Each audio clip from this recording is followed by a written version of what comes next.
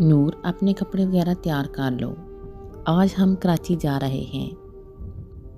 وہ سب کام سمیٹ کر ٹوکرے میں سے پیلے پیلے رسدار سنگترے چھانٹ کر اور پرانا رسالہ ہاتھ میں لے کر دھوپ میں پڑی چرپائی پر بیٹھی ہی تھی۔ پہلا ادھ چھلا سنگترا ہاتھ میں کھٹی میٹھی پھانگ منہ میں رکھ کر نظریں ابتدائی سطروں پر پھسلی ہی تھیں کہ اپنے ہاتھ پیر رگڑ کر دھوتے ہوئے امی نے بہت اچانک یہ جملہ کہا۔ وہ منہ میں گھلتی میٹھی سی کھٹاس بھی بھول چکی تھی۔ کتنا شوق تھا نا اسے کراچی جانے کا۔ وہاں چھوٹی خالہ تھیں، ماموں، ان کے 2 بچے، اس کی ہم عمر کزنس، بہت بڑا گھر جس میں بہت سے گلاب اور املتاس کے پیڑ تھے۔ وہ آج تک کراچی نہیں گئی تھی، اس نے صرف تصویروں میں دیکھا تھا۔ امی کب؟ ابھی۔ انہوں نے چلو میں نیم گرم پانی لے کر پاؤں پر ڈالا۔ پانی کے ساتھ صابن کا جاگ اترا اور ان کی سفید پھٹی ایڑیوں والے پاؤں نمایاں ہو گئے، جنہیں انہوں نے چھاواں اٹھا کر رگڑنا شروع کر دیا تھا۔ نرم دھوپ کی شدت، سنگتروں کا مزہ، کہانی کا تجسس، وہ سب بھول بھال گئی۔ ابھی یعنی کہ ابھی کھلا منہ، حیرت زدہ پھیلی آنکھیں۔ کراچی تک کا سفر اتنا کم تو نہ تھا وہ یوں بنا تیاری کے ایک دم اٹھ کر چل دیں۔ کئی دن پہلے سے تیاری شروع ہوتی، یوں اچانک اس کے ذہن میں کچھ کھٹ پٹ سی ہوئی۔ رات کو جب وہ ان کے ساتھ لیٹ کر سو رہی تھی تو نیم غنودگی میں اس نے کچھ سنا تو تھا۔ دادا کچھ کہہ رہے تھے، تم ٹھیک نہیں کر رہی، نور کے لیے یہی ٹھیک ہے۔ انہوں نے ہلکی آواز اور سپاٹ لہجے میں کہا، میں یہاں اسے کچھ بھی نہ دے پاؤں گی۔ اپنی ممتا کی تسکین کے لیے اس کے ساتھ ناانصافی۔ اس کے ذہن میں نیند نے لپکا مارا۔ تھوڑی دیر کے بعد کانوں میں آوازیں پڑیں، وہی ذکر چھوٹی خالہ، ابا، اس کی تعلیم۔ اپنے ذکر پر اس نے ہوشیار ہونا چاہا، مگر کچی عمر کی نیند بڑی پکی اور گوڑی ہوتی ہے۔ اپنے تمام کپڑے، جوتے، استعمال کی دوسری چیزیں، شاید ہمیں وہاں بہت دن رہنا پڑے، ہاں وہاں۔ وہ سخت بد مزہ ہوئی۔ یہ کیا بات ہوئی، مہاجروں کی طرح اٹھ کر چل دیں، نئے کپڑے بنتے، میچنگ جوتے لیتی، سہیلیوں میں شو مارتی، چہرے پر بیسن کا رگڑا۔ رسالوں نے حسن نکھارنے کے 20 طریقے ازبر کروا دیے تھے۔ یہ اور بات تھی، کبھی آزمائے نہ تھے۔ جو کچھ لینا ہو وہیں سے لے لینا، جو تیاری کرنی ہے شام تک کر لو، ہم 9 بجے کی ٹرین سے جا رہے ہیں۔ چلو جی، بات ختم۔ اپنی تیاری تو ہو رہی ہے نا؟ اس نے کبھی خاطر ہو کر انہیں دیکھا۔ پیر رگڑے جا چکے تھے، اب وہ پیالی میں کالی مہندی گھول رہی تھیں، جسے اپنے سر کے آدھے سے زیادہ سفید بالوں کو چھپانا مقصود تھا۔ اتنے جتن ابا کے لیے کیے ہوتے، وہ یوں دوسری شادی نہ رچا بیٹھتے۔ اسے اپنی ستیلی ماں یاد آئی۔ اس کا بدن فٹنگ والی قمیصوں میں 100 جلوے دکھاتا، لمبے سیاہ بالوں میں گھنگروں والے میچنگ پراندے، نازک کمر پر چھنچھناتے تو کئیوں کے قدم یوں ہی ٹھٹک جاتے۔ ملتانی کھوسے، بڑی بڑی آنکھوں میں کاجل کی لکیریں۔ مخاطب ایک لمحے کو بات ضرور بولتا، صبح و شام موسمی اور گاجر کا جوس پیتی، 100 گلابی گالوں کو غازے اور گوشت سے پرسرخیاں چھلکاتے لبوں کو کبھی لپسٹک کی حاجت محسوس نہ ہوئی۔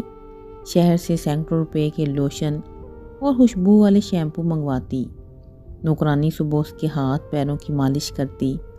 2 بیٹوں کی پیدائش نے بھی اس کا کچھ نہ بگاڑا۔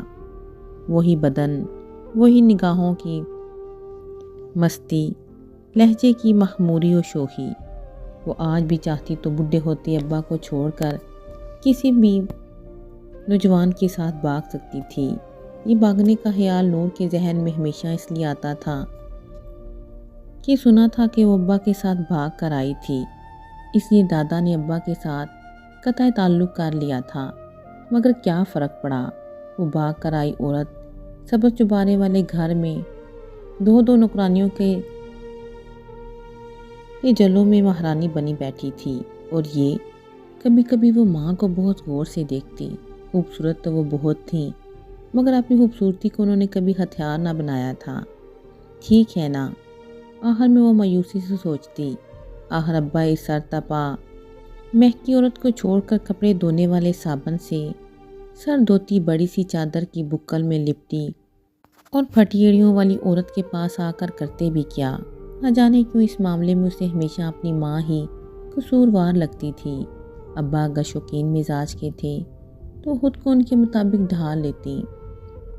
حالات و واقعات کے بارے میں کم علمی اس کے خیالات کو الٹے سیدھے راستوں پر بگائے رکھتی۔ کس سوچ میں ڈوبی ہو، اٹھ کر تیاری کرو۔ کیا ہاک تیاری کروں؟ لے کے حکم صادر کر دیا۔ اس کے ہاتھ پیر پھول گئے تو غصے میں اوپر چڑھ آئی۔ ساری چھت سرما کی دھوپ میں نہائی تھی۔ چھوٹی چھوٹی چار دیواری کے پار وہ سبز چوبارہ لشکتا تھا جس میں وہ بھاگی ہوئی عورت گھنگرو والے پراندے چھنکاتی اور موسمیوں کا جوس پیتی راج کر رہی تھی۔ عاصم اور محسن دیواروں سے لٹکے پتنگ پکڑنے میں مصروف تھے۔ وہ انہیں دیکھ کر ہاتھ ہلانے اور بلانے لگی۔ اپنی ماں کی تمام تر بے اتنائی کے باوجود وہ دونوں اکثر اس سے ملنے آ جاتے۔ مانور کا دل چاہا وہ انہیں اپنے جانے کے بارے میں بتائے، مگر وہ پتنگ میں اتنے مگن تھے کوئی توجہ ہی نہ دی۔ وہ بد دل سی ہو کر نیچے اتر آئی۔ امی آئینہ سامنے رکھے اپنے سفید بالوں کو سیاہ کرنے کے جتن کر رہی تھی۔ نور نے اندر جا کر سارے کپڑے الماری سے نکال کر پلنگ پر ڈھیر لگا دیے۔ اس کے پاس بہت سے نئے جوڑے تھے، جرسیاں سب پرانی، جوتا ایک بھی ڈھنگ کا نہیں۔ امی وہاں کتنے دن رکیں گے؟ عائشہ اندر آئی تو کپڑوں کو الٹ پلٹ کر دیکھتے ہوئے مانور نے پوچھا۔ عائشہ نے اسے غور سے دیکھا۔ تمہیں شاید وہیں رکنا پڑے۔ کیوں؟ میں چاہتی ہوں تم وہاں کالج میں ایڈمیشن لے لو، مگر آپ تو کہہ رہی تھیں میں یہاں قریب ہی شہر میں آنے جانے کا مسئلہ۔ کیسا مسئلہ؟ عاصم اور محسن روز ہی تو اسکول جاتے ہیں ابا کی گاڑی میں۔ میں نے کہا نا تمہیں وہیں ایڈمیشن لینا ہے۔ تمہارا باپ تمہارا روز پک اینڈ ڈراپ کرنے سے انکاری ہے۔ اس کے نزدیک لڑکیوں کے لیے اتنی ہواری اٹھانا بیوقوفی ہے۔ عائشہ کا لہجہ ہلکی سی تلخی لیے ہوئے تھا۔ مانور کی آنکھوں میں ایک پل کو حیرت سے ابھری، دوسرے پل وہ سر جھٹک کر لاپرواہی سے کہہ رہی تھی، ٹھیک ہے نا، پھر میں داخلہ ہی نہیں لیتی۔ اب اتنا بھی شوق نہیں مجھے کہ پڑھائی کے لیے کراچی جا بیٹھوں، وہ بھی دوسروں کے گھروں میں۔ دوسرے نہیں ہیں، تمہارے ماموں کا گھر ہے، چاہو تو خالہ کے گھر رہ لینا۔ ماموں کا ہے، خالہ کا ہے، میرا تو نہیں نا۔ اس نے ترت جواب دیا، بس ابا مانے تو پہلے یہیں ایڈمیشن لے لوں گی، ورنہ مجھے پڑھائی کا اتنا شوق نہیں۔ شوق تو اسے بہت تھا، میٹرک یہ سال ہونے کو آیا تب سے جان کھا رکھی تھی نزدیکی شہر میں کالج میں ایڈمیشن دلا دیں۔ اب بس کراچی جا کر رہنے سے ڈر گئی تھی۔ باپ آگے پڑھانے کو تیار نہ تھا، لیکن اکلوتی بیٹی کے مستقبل کے لیے وہ کوئی بھی قدم اٹھا سکتی تھیں، حتیٰ کہ وہ اسے خود سے دور کراچی بھجوانے کو بھی تیار ہو گئی تھیں۔ مجھے شوق ہے کہ تم، تو پھر آپ خود ہی ایڈمیشن لے لیں، انہیں روٹھے پن سے کہہ کر باہر نکل آئی۔ عائشہ اس کی بدتمیزی پر کھول کر رہ گئی۔ جی تو چاہا ہے کہ کس کے کئی تھپڑ اس کے گال پر جڑ دیں۔ کمینی، ہاتھ دڑمی میں باپ پر پڑی ہے، یہ نہیں جانتی یہ ہاتھ دڑمی میاں کے آگے کام نہیں آتی۔ میری طرح جاہل رہ کر ٹھوکریں کھائے گی، تب عقل آئے گی، اور تب فائدہ اس نکوڑی عقل کا۔ اسے میں کھولتے کھولتے وہ دکھ کے ساگر میں ڈوب گئیں، تو وہیں کپڑوں کے ڈھیر کے پاس لیٹ گئیں۔ سر پر لگی کالی مہندی جیسے انہوں نے پرانے کپڑے سے ڈھانپ رکھا تھا، اب سوکھنے کے قریب تھی۔ انہیں بھولا نہیں تھا وہ دن جب رواج کے مطابق 7ویں مہینے ماں جی نے لینے آئی تھیں، تو شوق نے 5 اور کا مڑا توڑا نوٹ ان کی ہتھیلی پر خرچے کے نام پر رکھا۔ وہ بس دیکھتی رہ گئی تھیں۔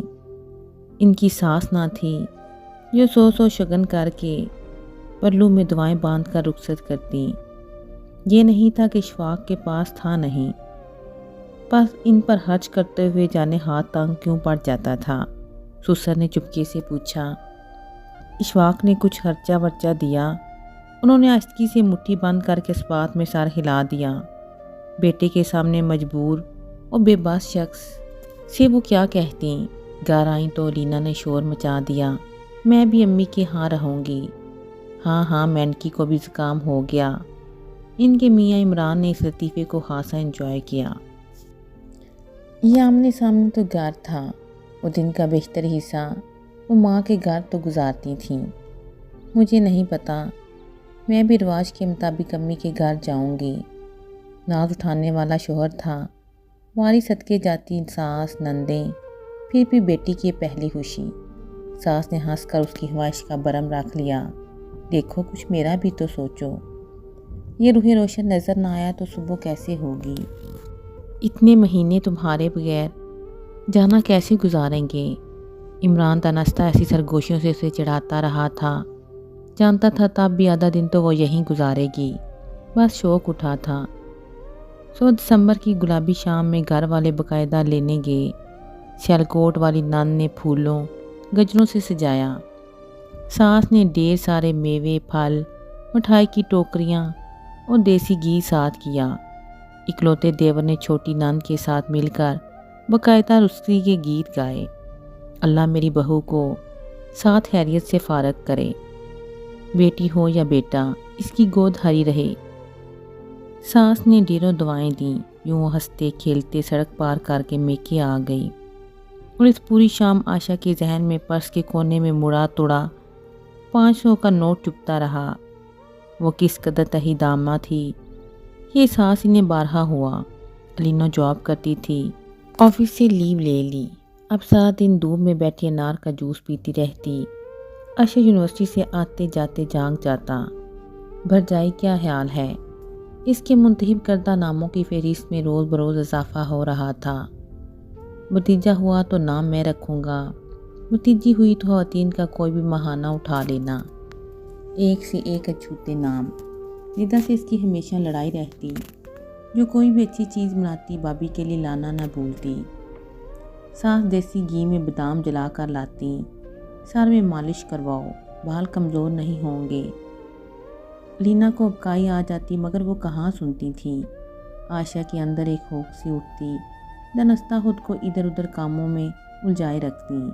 محبتوں کے اظہار نے لینا کی شخصیت کو کیسا نکھار بخشا تھا، ہمہ وقت کھلی کھلی فریش اور پر اعتماد۔ عمران چڑ جاتا، ڈھول بنتی جا رہی ہوں کہیں پھٹ نہ جانا، تھوڑا ہلا جلا کرو، عائشہ آپی کو دیکھو اب بھی کتنی ایکٹیو ہیں۔ دونوں میں ہلکی پھلکی جھڑپ ہوتی، پھر دونوں لانگ ڈرائیو یا واک کے لیے نکل جاتے۔ اماں بھی دل محسوس کر کر رہ جاتی، دونوں بیٹیوں کے لیے سوچ سمجھ کر فیصلہ کیا تھا، مگر نصیب۔ شادی کے اولین دنوں کی خوشی ایک دن بھی عائشہ کے وجود پر نہ کھلی۔ بیاہتہ عورت کے وجود میں جو اعتماد نظر آتا ہے وہ عائشہ میں کبھی نظر نہ آیا۔ مستقبل کے اندیشے، بے اعتمادی ہمیشہ ان کی آنکھوں سے نظر آتی۔ وہ لاکھ پردے ڈالتی مگر خوشی تو وہ پھول ہے جو من میں کھلے تو خوشبو چاروں طرف پھیلتی ہے، آنکھوں میں چمک، ہونٹوں پر ہنسی لاتی۔ ہائے اشفاق میاں، تمہیں بد دعا بھی نہ دے سکوں، میری بیٹی میں کس چیز کی کمی تھی؟ بنورا صرف لوگ ایک جگہ نہیں رک سکتے، اماں بھی۔ بس ایک بار عائشہ نے اتنا ہی کہا۔ علینا عمران رات کے گھر لوٹے تو اپنی فرسٹریشن ان پر ہی نکال بیٹھی۔ اس حالت میں یہ چونچلے بی بی، سمجھائی دیتی ہوں یہ چلن ٹھیک نہیں، اماں بھی جانے دیں، اللہ ان کی ناز اٹھانے والوں کو سلامت رکھے۔ کہاں محبتوں والے گرم جوش اور قدر کرنے والے لوگ ملتے ہیں۔ عائشہ ثانیت سے کہتی، آپ سنائیں، آپ کے صاحب کا کوئی فون وغیرہ آیا؟ لینا اپنی طرف سے توجہ ہٹاتی تو وہ گھبرا کر اس کی کلائی تھام لیتی۔ ارے یہ گجرا تم نے کہاں سے خریدا؟ تمہارے بھی لیے تو لائی تھی، تم پہنتی نہیں نہ، تمہیں کتنا شوق تھا پھولوں کے گہنے، کانچ کی چوڑیاں، قطر قطر زبان چلتی ہے تمہاری۔ یوں ہی دن کھسکتے چلے گئے۔ عائشہ کے سسر ایک دن ملنے آئے تھے، اس کے ہاتھ پر 3000 رکھ گئے، اس سے زیادہ میری اوقات نہیں اور اس حبیب سے کوئی توقع نہیں، تم نے مجھے نہ بتایا۔ بات پیسے کی کہاں ہوتی ہے ابا جی، بات تو وہ کچھ اور دکھی ہوئی۔ جانتا ہوں تمہارے والدین تمہارا خرچ اٹھا سکتے ہیں، پر کچھ فرض ہمارا بھی تو ہے۔ وہ شرمندہ سے ہو گئے۔ اشفاق نے پیسے بھجوائے ہیں، وہ اپنا برم رکھتی رہیں۔ ارے سنبھال کر رکھے اپنے پیسے، کمی نہیں ہمارے پاس پیسے کی۔ کبھی کبھار فون کر لیا کرے تو ہمارے جلتے سینوں میں بھی ٹھنڈک پہنچے۔ اماں بھی تو تڑک ہی گئیں۔ اوائل بہار کی خوشبوؤں سے بوجھل صبح میں علینا نے 2 جڑواں بچیوں کو جنم دیا۔ پڑھے لکھے روشن خیال لوگ تھے۔ اللہ کی رحمت کو شکر کے ساتھ دامن میں سمیٹ لیا۔ ساس سسر کے لبوں پر حسرت دبے دبے لفظوں میں آئی، جڑوا ہی دینے تھے تو اللہ ایک بیٹا ہی دے دیتا۔ تو بھی کسی نے نوٹس نہ لیا، اللہ پھر دے گا کہہ کر بات ٹال دی۔ دونوں کروں میں ننھی پریوں کی اتنی بے ذرائی ہوئی کہ دبے دبے لفظ بالکل ہی دب گئے۔ چھلکوٹ والی ناند نے دیروں تحائف بھیجے، چھوٹی ناند اور دیور نے کھلونوں سے بچیوں کے کاٹ بھر دیے۔ آفس کولیگ نے الگ کمرے کو پھولوں سے بھر دیا۔ بہت لڑائی جھگڑوں کے بعد ان کا نام ردا اور فضا تجویز ہوئے۔ عمران آفس کے بعد سیدھا بچیوں کے پاس بھاگا آتا۔ کچھ دنوں کے بعد عائشہ کے ہاں ماں نور کی پیدائش ہوئی۔ ننیال والوں نے بزرائی تو اس کی بھی اسی طرح کی، مگر ددیال کی طرف سے عجب سرد مہری دیکھنے میں آئی۔ عائشہ کے سسر البتہ ضرور آئے، بچی کی گود میں لیا، پیار کیا، کھلونے اور کپڑے بھی لائے تھے، مگر باپ بیٹی کو دیکھنے بھی نہ آیا۔ وہ ذرا مصروف تھا، پوچھنے پر انہوں نے نظریں چرا لیں، اور اشفاق ایسا مصروف ہوا کہ سال بھر فرصت نہ مل سکی۔ بس اڑی اڑی خبریں آتی رہیں، کوئی بتاتا وہ دوسری شادی کر رہا ہے، کوئی کہتا ہے مجھے بیٹی نہیں چاہیے، کبھی اطلاع آتی وہ کسی ملتانن کے چکر میں ہے۔ عائشہ پریشان سی مہنور کو دیکھتی، علینا اس سے الجھتی، کہا تھا نہ مت تعلیم ادھوری چھوڑو، آج کسی قابل ہوتی تو یوں اپنے مستقبل سے خوف زدہ نہ ہوتی۔ تم کہہ سکتی ہو تمہارے ارد گرد، کیا میرے ارد گرد؟ وہ چیختی، میرے ارد گرد کوئی نہ بھی ہو تب بھی اس قابل ہوں اپنی بچیوں کے لیے خود کچھ کر سکوں۔ ہاں تم ہو، وہ آرام سے تسلیم کرتی۔ ان کے پاس کیا تھا؟ ادھوری تعلیم، ادھوری شخصیت، ادھورے خواب، ادھوری خواہشیں۔ ہاں ہم ادھورے لوگ، بس بہت ہو گیا، میری بیٹی کی زندگی ضائع کرنے کی ضرورت نہیں، اس سے کہہ دیں آ کر فیصلہ کر دے۔ 1.5 سال کے بعد اماں جی نے حتمی انداز میں اس کے سسر سے کہا، پھر شاید ان ہی کے شرم دلانے اور خاندان برادری سے مجبور ہو کر وہ اسے لینے آئے تھے۔ اب بھی سوچ لو، یہ شخص تمہاری ساری زندگی خوار کرے گا، علینا نے کہا تھا، مگر اس نے سوچا بیٹی ماموں کے در پر پڑی رہنے کے بجائے باپ کے سائے میں پروان چڑھے تو اچھا ہے۔ نور کو باپ کا سایہ تو ملا، مگر شفقت و پیار سے آری، پھر وہ سایہ بھی سمٹ کر سبز چوبارے تک محدود ہو گیا۔ وہ کون تھی، کہاں سے آئی تھی، کوئی نہیں جانتا تھا، بس آئی اور چھا گئی۔ تقدیر اس پر اور مہربان ہوئی کہ گود میں 2 بیٹے ڈال گئی، پاؤں مضبوط ہوئے تو راج کرنے لگی۔ ماں نور دادا کی آنکھ کا تارا تھی، انہی کی شفقتوں میں پروان چڑھی۔ عائشہ اسے کبھی اپنے ساتھ کراچی لے کر نہیں گئیں، وہ نہیں چاہتی تھیں فضا اور ردا کو دیکھ کر ماں نور کسی قسم کے احساس کمتری میں مبتلا ہو۔ وہ بالکل علینا کا پرتو تو تھی، شوق اور پراعتماد۔ ان کے بعد علینا کے ہاں 2 بیٹے ہوئے، علینا ہی زیادہ زور دیا تھا، اسے تم اپنے جیسا بزدل بنا لوگی، کیا مستقبل ہے اس کا؟ باپ جسے باپ کہتے ہوئے بھی شرم آتی ہے، کسی اپنے جیسے کے ساتھ بیاہ دے گا، میٹرک کروا کے گھر میں بٹھا رکھا ہے، کیا یہی ہے اس کی زندگی کی معراج؟ میرے پاس بھجوا دو، بہنوں کے ساتھ کالج جائے گی، دنیا کو برتنے کا سلیقہ سکھا دوں گی، تمہیں تو ساری زندگی نہ آیا، سارا قصور میرا ہے، تمہارا قصور صرف اتنا ہے کہ تم کبھی اپنے لیے لڑی ہی نہیں، ہر مقام پر چپ چاپ ہارتی چلی گئی، کوششیں تو کرتی، یہ تسلی تو رہتی کہ ہم نے ہاتھ پیر تو مارے، مگر نصیب نے ساتھ نہ دیا۔ تم کیا تھی عائشہ، اور کیا بن گئی اس شخص کے لیے جو کبھی تمہارا ہوا ہی نہیں؟ یا پھر اپنی بیٹی کے لیے تو بتاؤ کیا ملا اس سے؟ محبت، توجہ، شفقت، کچھ بھی نہیں، کم سے کم ایک اچھا مستقبل تو دے دو۔ بس اسی لیے خود کو سمجھا بجھا کر وہ ماں نور کو کراچی بھجوانے پر راضی ہوئی تھیں، مگر ماں نور وہ انہی کی طرح بزدل تھی، آگے بڑھنے کی کوئی لگن، کوئی جذبہ نہ تھا۔ باپ کی بے اتنائی کے باوجود اس چھوٹے سے قصبے سے چھوٹے سے گھر میں خوش تھی۔ کیا ہوا؟ اس کے سسر نے اسے یوں لیٹا دیکھ کر پوچھنے لگے۔ ان کے ہاتھ میں امرودوں کا لفافہ تھا۔ وہ اٹھ کر بیٹھ گئیں۔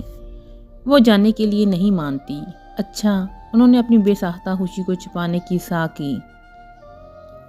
پوتوئی کو کہاں نظروں سے دور کر سکتے تھے اب؟ انہوں نے ادھر ادھر مانور کو تلاشا۔ سمجھاؤں گی، پاگل ہو رہی ہے۔ میں نے بھی جلدی کی۔ آہستہ آہستہ اس کا ذہن تیار کرتی۔ اچھا وہ ہے کہاں؟ امرود لایا تھا اس کے لیے، اوپر ہی ہوگی۔ وہ باہر نکلے تو مانور ان کی آواز سن کر نیچے اتر آئی۔ دادا، میں کراچی نہیں جاؤں گی، مجھے نہیں پڑھنا۔ ہاں جیسے تمہاری مرضی، لو تم امرود کھاؤ، بس اتنے سے؟ تازہ روز توڑ لاتا ہوں، باسی کھانے میں کیا مزہ۔ شام تک عائشہ نے ہر جتن کر کے دیکھا، پیار، غصہ، دلائل، کچھ کام نہ آیا۔ ایسے موقع بار بار ہاتھ نہیں آتے، اب بھی وقت ہے تمہارا۔ مانور کی سمجھ میں یہ بات نہ آنا تھی، نہ آئی۔ اتنے سارے لوگوں میں میں اکیلی، تو پھر میں ہاسٹل میں داخلہ کرا دوں گی، عائشہ نے آخری دھمکی دی۔ رد عمل کے طور پر وہ چوبارے والے گھر میں پہنچ گئیں۔ کئی مہینوں بعد ابا کے کہنے پر چکر لگایا کرتی تھی۔ دل تو بہت چاہتا تھا، بس ماں سے ڈرتی تھی۔ ایک تو چوبارے والے کا سلوک بھی نور کے ساتھ بہت اچھا تھا، اس کی خوب آؤ بکت کرتی۔ دوسرے اس میں نور کو عجیب سی کشش اور حسن محسوس ہوتا۔ وہ ہر وہ کام کرتی جو من میں چاہتا۔ ہوا ابا اس پر کتنے ہی خفا کیوں نہ ہوں، اس کے لبوں سے ہنسی جدا نہ ہوتی۔ اس کی بے باکی اور جرت بھی نور کو بہت باتی۔ کیا اچھا ہے، کیا برا، وہ کبھی ان چکروں میں نہ پڑتی۔ اس کے نزدیک ہر وہ کام اچھا ہے جسے دل چاہے۔ ابا کے ساتھ اس کی لگاوٹیں، محبتوں کا کھلا اظہار نور کے من میں گدگدی سے کرتا، حتیٰ کہ ایک بار ناراض میاں کو منانے کے چکر میں اس نے گنگناتے ہوئے سب کے سامنے اس کی گلے میں باہیں ڈال دیں۔ جہاں نکرانیاں دوپٹوں میں منہ چھپانا بھول گئیں، وہیں مانور پسینہ پسینہ ہو کر اندر جا گھسی تھی، اور ابا تو اتنے شرمندہ ہوئے کہ گھر سے ہی نکل گئے۔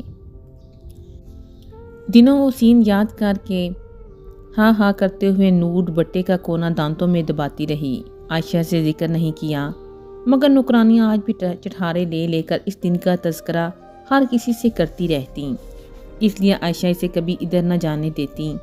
لاشعوری طور پر مانور سمجھتی تھی کہ اگر عائشہ میں یہ ہلکی سی شوخی اظہار کی قوت ہوتی تو ابا کبھی نیلم سے شادی نہ کرتے۔ دھوپ چڑھ کر چوبارے کی دیواروں پر جا چڑھی تھی۔ چرپائی پر نیلم نیلی کڑھائی والی گرم شال اوڑھے تکیے سے ٹیک لگائے کسی رسالے کے مطالعے میں گم تھی۔ اس کے پراندے کے گھنگرو چادر سے باہر تھے، جنہیں اس کی انگلیاں ہولے ہولے چھنچھناتی تھیں۔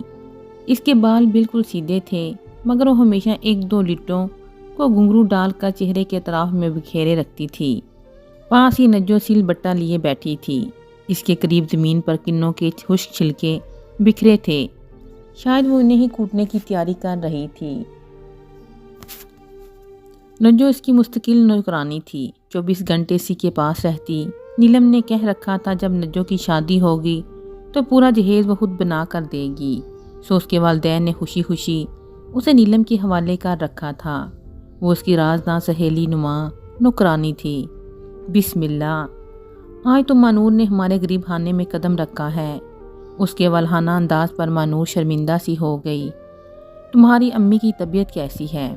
عاصم اور محسن تو ہر روز تمہارا ہی ذکر کرتے ہیں۔ نیلم نے رسالہ ایک طرف رکھا، وہ چرپائی پر ٹک گئی۔ نجو تمہیں نظر نہیں آتا؟ میری بیٹی آئی ہے، بھاگ کر تکیہ لا کر دو، بلکہ تم یہ لو اور ٹھیک طرح سے بیٹھو۔ اس نے اپنے عقب سے تکیہ نکال کر نور کو دے دیا۔ نہیں میں ٹھیک ہوں، وہ انکار کرنے لگی۔ تب ہی نجو دوسرا تکیہ لے آئی۔ اتنی کمزور کیوں ہو رہی ہو؟ نجو اوپر سے دیسی انڈے اٹھا لاؤ۔ میں مانور کے لیے انڈوں کا حلوہ بناؤں گی، لیکن اس سے پہلے دودھ پتی کا پیالہ بنا لاؤ۔ یہی تو عادت تھی جو ہر کسی کو اس کا گرویدہ بنا دیتی۔ سامنے والا نہیں کرتا رہ جاتا، وہ آؤ وقت کی حد تک کر دیتی۔ اور اس معاملے میں اس کا دل ضرورت سے زیادہ کھلا تھا۔ کبھی اس فکر میں مبتلا نہ ہوتی کہ شوہر کہاں سے کما کر لاتا ہے، بس بے دریغ اور ہر کسی پر لٹانا اس کی عادت تھی۔ तारीफ सुनकर बहुत खुश होती थी। नजो जैसे लोग नीलम की इस आदत से खासा फ़ायदा उठाते थे। ये क्या बनवा रही हैं? मानूर ने खुश छिलके देखकर पूछा। उपटन बनवा रही हूँ। फिर उसका गाल छू कर कहने लगी, तुम्हारी जिल्द भी बहुत अच्छी है, मगर तुम हिफाजत नहीं करती। खुश्क सी हो रही है, उपटन बनाऊंगी तो तुम्हें भी दूंगी, दूध में भिगो कर लगाना। मानूर ने देखा नीलम की जिल्द इंतहाई मुलायम और बेहद चमकती हुई थी। मानूर ने कुछ और गौर से देखा। वो बहुत खूबसूरत ना थी, मगर खुद को संवारना आता था। आओ अंदर चलते हैं। बेड पर बैठकर अंडों का हलवा खाते, दूध पत्ती पीते, चलगोजे चुबाते और सीडी प्लेयर पर नए फिल्मी गाने देखते हुए वो घर वापस जाना भूल ही गई। नज्जो इनके बराबर वाले लिहाफ में घुसी बैठी थी कि नीलम नौकरानी मालिक में ज़्यादा फ़र्क रवा न रखती थी। नूर, तुम्हें डांस आता है? नज्जो ने पूछा तो नूर शर्मिंदा सी हो गई। स्क्रीन पर नरगस अपने होशरुबा अंदाज में जलवागर थी। नहीं तो बाजी, नीलम को आता है, नरगस से भी ज़्यादा अच्छा। बाजी, नूर को भी दिखाओ ना, नज्जो ने लाड से फरमाइश की। इशफाक आने वाले हैं। नीलम नाज से हंसी। इनको। नज्जो नीलम के कान में घुसी। नीलम खुलकर हंसी। हट बदतमीज। मानूर को बुरा लगा। बोला, मुलाजमा की इतनी जुरत, यकीनन कोई बेहुदा मजाक किया होगा। ये मजाक सुनने के लिए वो हमतन गोश हुई थी, मगर कुछ पल्ले न पड़ा। आसम मोहसिन कहाँ गए हैं? दोनों की सरगोशियाँ टोकों से बेजान होकर मानूर ने सवाल किया। कुछ स्क्रीन पर नुमादार होती मोहतरमा के लिबास ने उसे नजरें चुराने पर मजबूर किया था। ट्यूशन पढ़ाने गए हैं। ये महफिल देर तक जमती, मगर अब्बा आ गए। मानूर को देखकर सरसरी अंदाज में कहा, अच्छा नूर आई है। सरकार बेटी आई है, सर पर हाथ ही रख दें। नीलम के कहने पर उन्होंने सरसरी अंदाज में हाथ भी रख दिया। नीलम एक अदा से उठी और इनके पीछे चली गई। मानूर ने वापसी का कसद किया। कितनी बार कहा है मत जाया करो उसके घर। दादा ने देखते ही डांटा। नूर चुप रही। आयशा ने इससे बात नहीं की, वो खुद भी इनसे नाराज थी। घर का माहौल हासा अजीब हो गया था। आयशा बजिद थी तो वो डीठ। आयशा का हर हरबा नाकाम रहा, हर दलील बेकार गई। इसकी एक ही रात थी, नहीं जाना नहीं जाना। दादा दोनों के बीच सैंडविच बने हुए थे। कभी बहू की सुनते तो वो ठीक लगती, पोती की सुनते तो सारी हमदर्दी उसकी तरफ मुंतकिल हो जाती। कभी बेटे पर गुस्सा आ जाता। जहाँ गाड़ी बेटों को करीबी शहर के बेहतरीन स्कूल में छोड़ने जाती थी, वहीं बेटी को भी काली छोड़ देती, मगर उसे बेटी से कोई दिलचस्पी ना थी। साफ कह दिया, लड़कियों की जिम्मेदारी बड़ा नाजुक काम है। कोई रिश्ता देखकर शादी करो, खर्चा दे दूंगा। दादा को ताव तो आ ही गया, खूब खरी खरी सुनाई। मनूर की बचपन की सहेली राबिया थी, सुनकर हंसी हफा हुई। तुम तो बिल्कुल पागल हो, चली जाती, समंदर देखती, खूब सैरें करती, पढ़ाई भी होती रहती। इतने तो अमीर हैं तुम्हारे ननियाल वाले, हो सकता है तुम्हें पसंद ही कर लेता तो ऐश हो जाते। तुम्हारे दयाल वाले तो कोई ढंग का घर भी नहीं। तुम अपने मंसूबे अपने पास ही रखो। वो चिढ़ गई थी। घर में करने को कुछ मिलता ही नहीं। वो बुलाई बुलाई सी फिरती। और नीलम के घर में कितना कुछ है, इंसान एक लम्हे को भी बोर ना हो। उसके जहन में कई बार ये बात आई थी। सर्दियों में दोपहर कहाँ होती है, सुबह शाम के दरमियान एक लम्हे कितना ठहरती और गुजर जाती है। इसी दोपहर में अमरूद खाते हुए मंडेर से परे सबज चुपारे पर खेलती धूप, चुपारे के अकब में फैले अमरूदों के बाग के दरख्तों में छाई धुंध देख रही थी। जब सड़क के आखिरी किनारे से वो स्याह गाड़ी नुमादार हुई और देखते ही देखते चुबारे के ऐन सामने आ रुकी। मानूर खाना भूल गई। इसके होश में आज तक नीलम से मिलने, और वो भी इतनी बड़ी गाड़ी में, कभी कोई ना आया था। उसने कदे तहय्युर से धूप में लचकती गाड़ी और इसमें उतरते शख्स को देखा।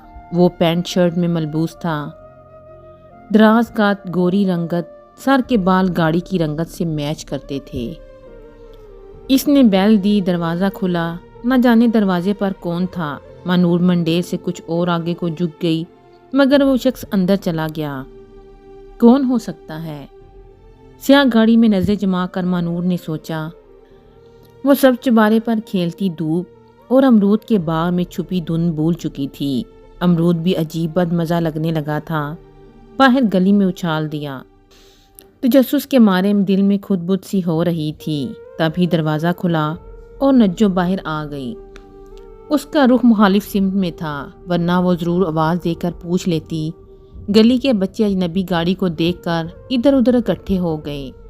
نجو واپس آئی تو لدی پھندی تھی، گویا مہمان کوئی ہاس الحاس شخصیت تھا، ورنہ نیلم کے گھر تو ہمہ وقت مہمانداری کے سب لوازمات موجود تھے۔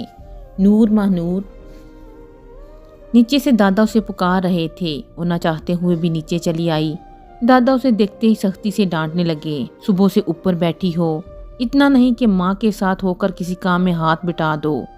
آشا اس سے کوئی کام نہیں کہتی تھی، وہ خود سے ہی کر دیتی تو ٹھیک، ورنہ خود ہی لگی رہتی۔ صحن میں سرخ مرچیں سوکھنے کے لیے ڈالی تھیں۔ آشا بیٹھی ان کی ڈنڈیاں اتار رہی تھی۔ جلدی یہ کام سمیٹو تو میں مرچیں پسوانے کے لیے لے جاؤں۔ وہ منہ بناتی یہ ناپسندیدہ کام کرنے بیٹھ گئی۔ بازار سے اچھی بلی پسی پسائی مرچیں مل تو جاتی ہیں۔ ہاں بوسا ملی۔ دادا نے کہا، سب لوگ وہی استعمال کرتے ہیں، تم نے کرنا ہے تو کرو ورنہ اٹھ جاؤ۔ آشا نے جھڑک دیا۔ اس نے کچھ دیر خاموشی سے کام نپٹایا۔ ذہن میں کالی گاڑی لشکیں مار رہی تھی۔ امی آپ بھی ابو سے کہہ کر کوئی ملازمہ ہی رکھ لیں۔ اسے خیال آیا تو نیلم نے ایسے سارے کام نجو سے کرواتی تھی۔ تم کہہ کر دیکھو، وہ تنزن گویا ہوئی۔ ہاں یہ تو جیسے کچھ جانتی ہی نہیں۔ دادا کو غصہ آیا تو اسے ڈانٹنے لگے۔ بھلا ایسا میں نے کیا کہہ دیا؟ وہ رونے لگی۔ خفا ہو کر اوپر جانے کا موقع مل گیا۔ گاڑی کی موجودگی مہمان کی موجودگی کا ثبوت تھی۔ بہت بگڑتی جا رہی ہے، ٹھیک کر دوں گا۔ ہاک ٹھیک کریں گے، سب آپ کے لاٹ کا نتیجہ ہے۔ نیچے سسر بہو میں تکرار ہو رہی تھی۔ گرما گرم ہنستا پراٹھا، آملیٹ اور چائے کے ساتھ منہ میں مکھن کی طرح گلتا جا رہا تھا۔ کچن میں آگ کی شدت اور گرمی تھی جس نے سردی کے احساس کو قدرے کم کر دیا۔ دادا چائے کے ساتھ پاپے کھا رہے تھے، اوپر سے کپڑے اتار لیے تھے۔ اس نے تیزی سے ہاتھ کھینچا۔ ذہن میں جماکا ہوا، میں ابھی لاتی ہوں، ناشتہ تو ختم کرو۔ عقب سے دادا نے پکارا، مگر وہ کئی سیڑھیاں پھلانگتی اوپر چلی گئی۔ سورج کی کرنیں دھند کے پردے میں قید تھیں۔ گاڑی دھند میں لپٹی کھڑی تھی۔ اب خالی ہاتھ کیوں آ رہی ہو؟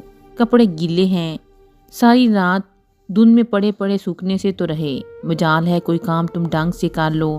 آشا برتن سمیٹتی بڑبڑاتی باہر چلی گئی۔ امی تو میرے پیچھے ہی پڑ گئی ہیں، ہر وقت ڈانٹتی رہتی ہیں۔ ناراض ہے تو تھوڑا پیار سے مناؤ، کراچی چلی جاؤں، یہی چاہتی ہیں وہ، تیرا ہی بلا چاہتی ہیں۔ اور نور کے سامنے اس کی ماں کو غلط نہ کہہ سکے۔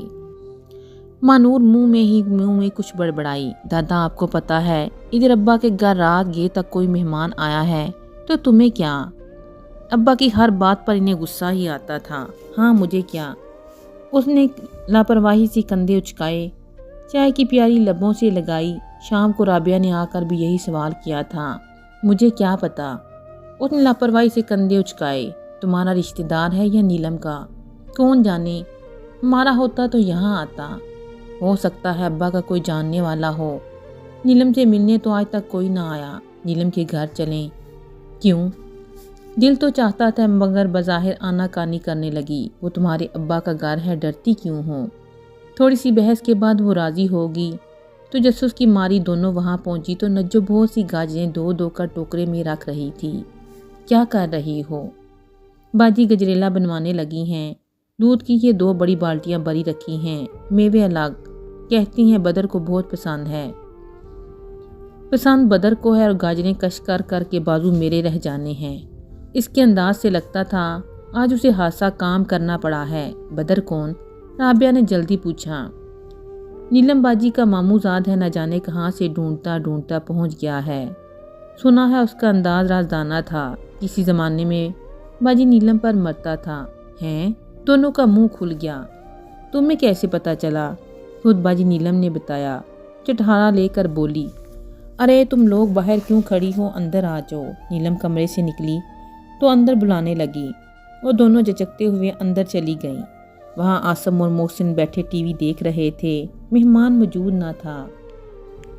ہاں باجی نور، دونوں اچھل پڑے کہ وہ ان سے حادثہ پیار کرتی تھیں۔ عائشہ نے بھی کبھی ان کے گھر آنے پر اعتراض نہ کیا تھا۔ یہ اور بات تھی کہ وہ اپنے اسکول کی مصروفیات میں وہ کم ہی آتے تھے۔ اچھا اب نور کے کان کھانے کی ضرورت نہیں، جاؤ باہر چل کر کھیلو۔ نیلم نے انہیں بھگا دیا۔ بیٹھو تم دونوں، وہ چائے کا کہنے باہر نکلیں۔ یار کیا آفت ہے چیز، تیری سوتیلی ماں، رابعہ نے سرگوشی کی۔ چپ، مانور نے کوہنی ماری اور نیلم کو دیکھنے لگی۔ اس نے آج فروزی کڑھائی کا فٹنگ والا گرم سوٹ پہنا تھا، جس کے ساتھ کا دوپٹہ نہ جانے کہاں پھینک رکھا تھا۔ پشت پر فروزی پراندہ جھولتا اور گلے میں ہلکا سا سونے کا سیٹ تھا۔ یوں لگتا تھا وہ ابھی ابھی کہیں سے آئی ہے یا ابھی کہیں جانا ہے۔ اس پر تو اب کوئی مر سکتا ہے۔ تم تو چپ ہی رہو۔ مہمان کو دیکھنے کے تجسس میں دونوں کچھ دیر رکیں، مگر وہ نہ جانے کہاں نکلا تھا۔ انہیں بیٹھنا پڑا۔ گلی کے موڑ پر پہنچی تو وہ چلا آ رہا تھا، نیلی جینز پر لیدر کی جیکٹ پہنے۔ وہ اپنے دھیان میں پیدل ہی آ رہا تھا۔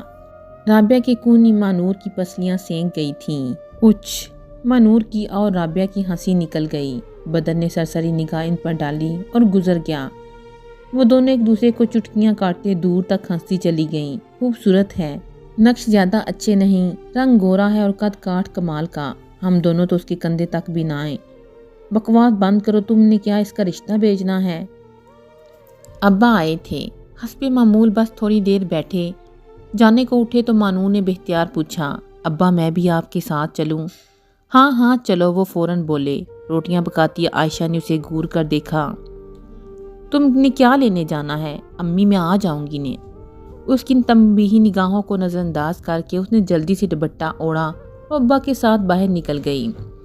گھر کے باہر عاصم اور محسن کھیل رہے تھے۔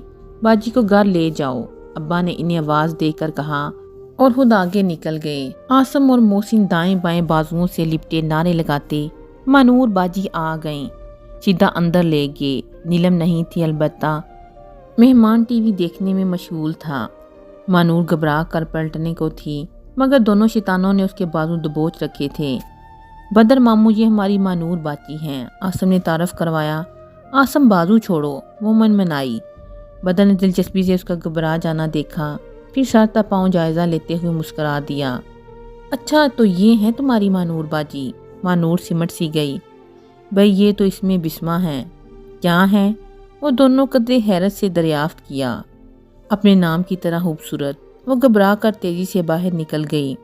توبہ کتنا بے باک ہے۔ نیلم کچن میں تھی، وہ اس کے قریب جا کھڑی ہوئی، گھبراہٹ میں سلام کرنا بھی بھول گئی۔ بہت اچھے وقت پر آئی ہو، مچھلی بس تیار ہی ہے۔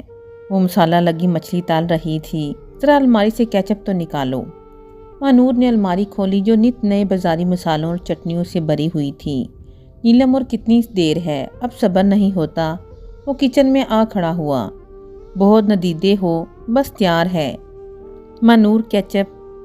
مانور کو اتنی ساری بوتلوں میں کیچپ کی بوتل نظر آنا بند ہو گئی، شاید اس لیے کہ بدر کی توجہ اس کی طرف تھی، اور بدر کی توجہ اس لیے تھی کہ اس نے آج تک کسی لڑکی کو اتنا گھبراتے نہ دیکھا تھا۔ اس نے مسکراہٹ دبا کر عین سامنے پڑی بوتل کی طرف اشارہ کیا۔ اسے کیچپ کہتے ہیں۔ مانور شرمندہ ہو گئی، اور اتنا شرمندہ کہ وہ وہیں کھڑی انگلیاں چٹکانے لگی۔ یہ ہر کام کرنے سے پہلے اتنا سوچتی ہے؟ بوتل اٹھاتے ہوئے بدر نے نیلم سے پوچھا۔ خبردار جو اسے چھیڑا۔ نیلم نے گورا۔ قسم لے لو جو میں نے۔ مانور تیزی سے باہر نکلی۔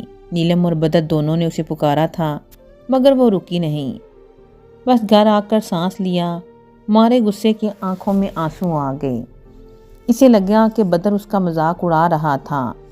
اب اتنی جلدی کیوں آ گئی؟ عائشہ نے غصے سے ہفکی سے تنزن پوچھا۔ مانور خاموشی سے اوپر آ گئی۔ بدتمیز بےہودہ اکیلی کھولتی رہی۔ تھوڑی دیر بعد محسن پلیٹ میں مچھلی لے کر آ گیا۔ شاید اس کا پوچھ کر سیدھا اوپر ہی آ گیا تھا۔ آپ ہی امی نے آپ کے لیے بھجوائی ہے۔ آپ بغیر کھائے ہی آ گئیں۔ ابو بھی گھر آ کر آپ کے بارے میں پوچھ رہے تھے۔ میرا دل نہیں چاہ رہا تو اب واپس لے جاؤں؟ اس نے معصومیت سے دریافت کیا۔ نہیں۔ مانور نے اس کے ہاتھ سے پلیٹ تھام لی، پھر پوچھا، تمہارے بدر ماموں کب تک یہاں رہیں گے؟ پتہ نہیں۔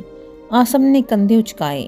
ویسے وہ بہت اچھے ہیں، کل ابو کی گاڑی خراب تھی، ہمیں اسکول سے انہوں نے ہی پک کیا، پھر بازار لے گئے، برگر کھائے، بہت سی چاکلیٹ بھی لیے۔ پھر اس نے پوچھا آپ کو چاکلیٹ اچھے لگتے ہیں؟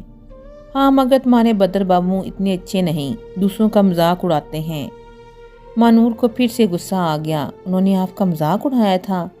وہ فوراً معاملے کی تہہ تک پہنچ گیا۔ نہیں، میں نے یوں ہی کہہ رہی تھی، آپ ان سے ناراض ہو کر آئی تھیں۔ ویسے وہ کہہ رہے تھے اپنی باجی سے کہنا غصہ صحت کے لیے اچھا نہیں ہوتا۔ ایسی کوئی بات نہیں، اب تم جاؤ، امی انتظار کر رہی ہوں گی۔ مانور نے اسے ٹالا، وہ بھی فوراً ہی اٹھ گیا۔ غصہ صحت کے لیے اچھا نہیں، وہ زیر لب بڑبڑائی، بدتمیز بھی ہے، اور وہ آگے کا جملہ پورا نہیں کر سکی۔ امرود کے باغ میں رونق ہی رونق تھی۔ امرود اترنے کا موسم تھا، عورتیں بچے مصروف تھے، امرود اتار کر گھاس پر ڈھیر لگاتے، پھر صاف کر کے ٹوکروں میں بھرتے۔ اس موسم میں مانور کا دل گھر میں کہاں لگتا تھا، ہمیشہ ضد کر کے باغ میں آ جاتی۔ آج رابعہ اس کے ساتھ نہیں آئی، نجو بھی باغ میں کچھ پیسے بنانے آ گئی تھی۔ کیا بتاؤں کتنا مزہ آیا، وہ امرود اتارتی جا رہی تھی اور مانور کو ادھر ادھر کے قصے سناتی جا رہی تھی۔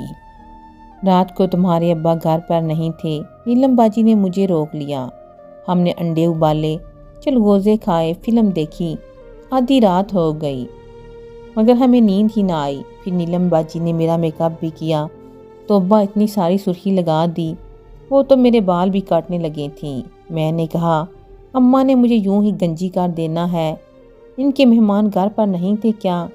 مانور نے پوچھا۔ وہ تو فلم دیکھ کر سو گیا تھا، ویسے وہ تمہارا بہت پوچھتا ہے۔ نجو نے امرود کاٹنے والی کینچی گھاس پر رکھی اور ہاتھ جھاڑنے لگی، اس کے ہاتھ سردی سے سرخ ہو رہے تھے۔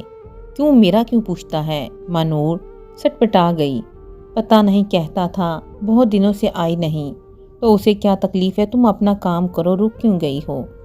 کر تو رہی ہوں۔ وہ مانور کے یوں ڈانٹنے پر برا مان گئی، پھر مانور کے آگے بڑھ جانے پر بڑبڑانے لگی، یہ تو مجاجن ہی بہت ہے، اسے کیا تکلیف ہے جو میرے بارے میں لوگوں سے پوچھتا ہے؟ خوشی و ناراضگی کے ملے جلے احساس میں گری وہ آگے بڑھتی رہی۔ اس کا ارادہ اس درخت سے امرود توڑنے کا تھا جس کے امرود اندر سے سرخ نکلتے تھے۔ وہیں اس نے ابا اور بدر کو کھڑے دیکھا تو تیزی سے درخت کی آڑ میں ہو گئی، یہ کیا کر رہا ہے؟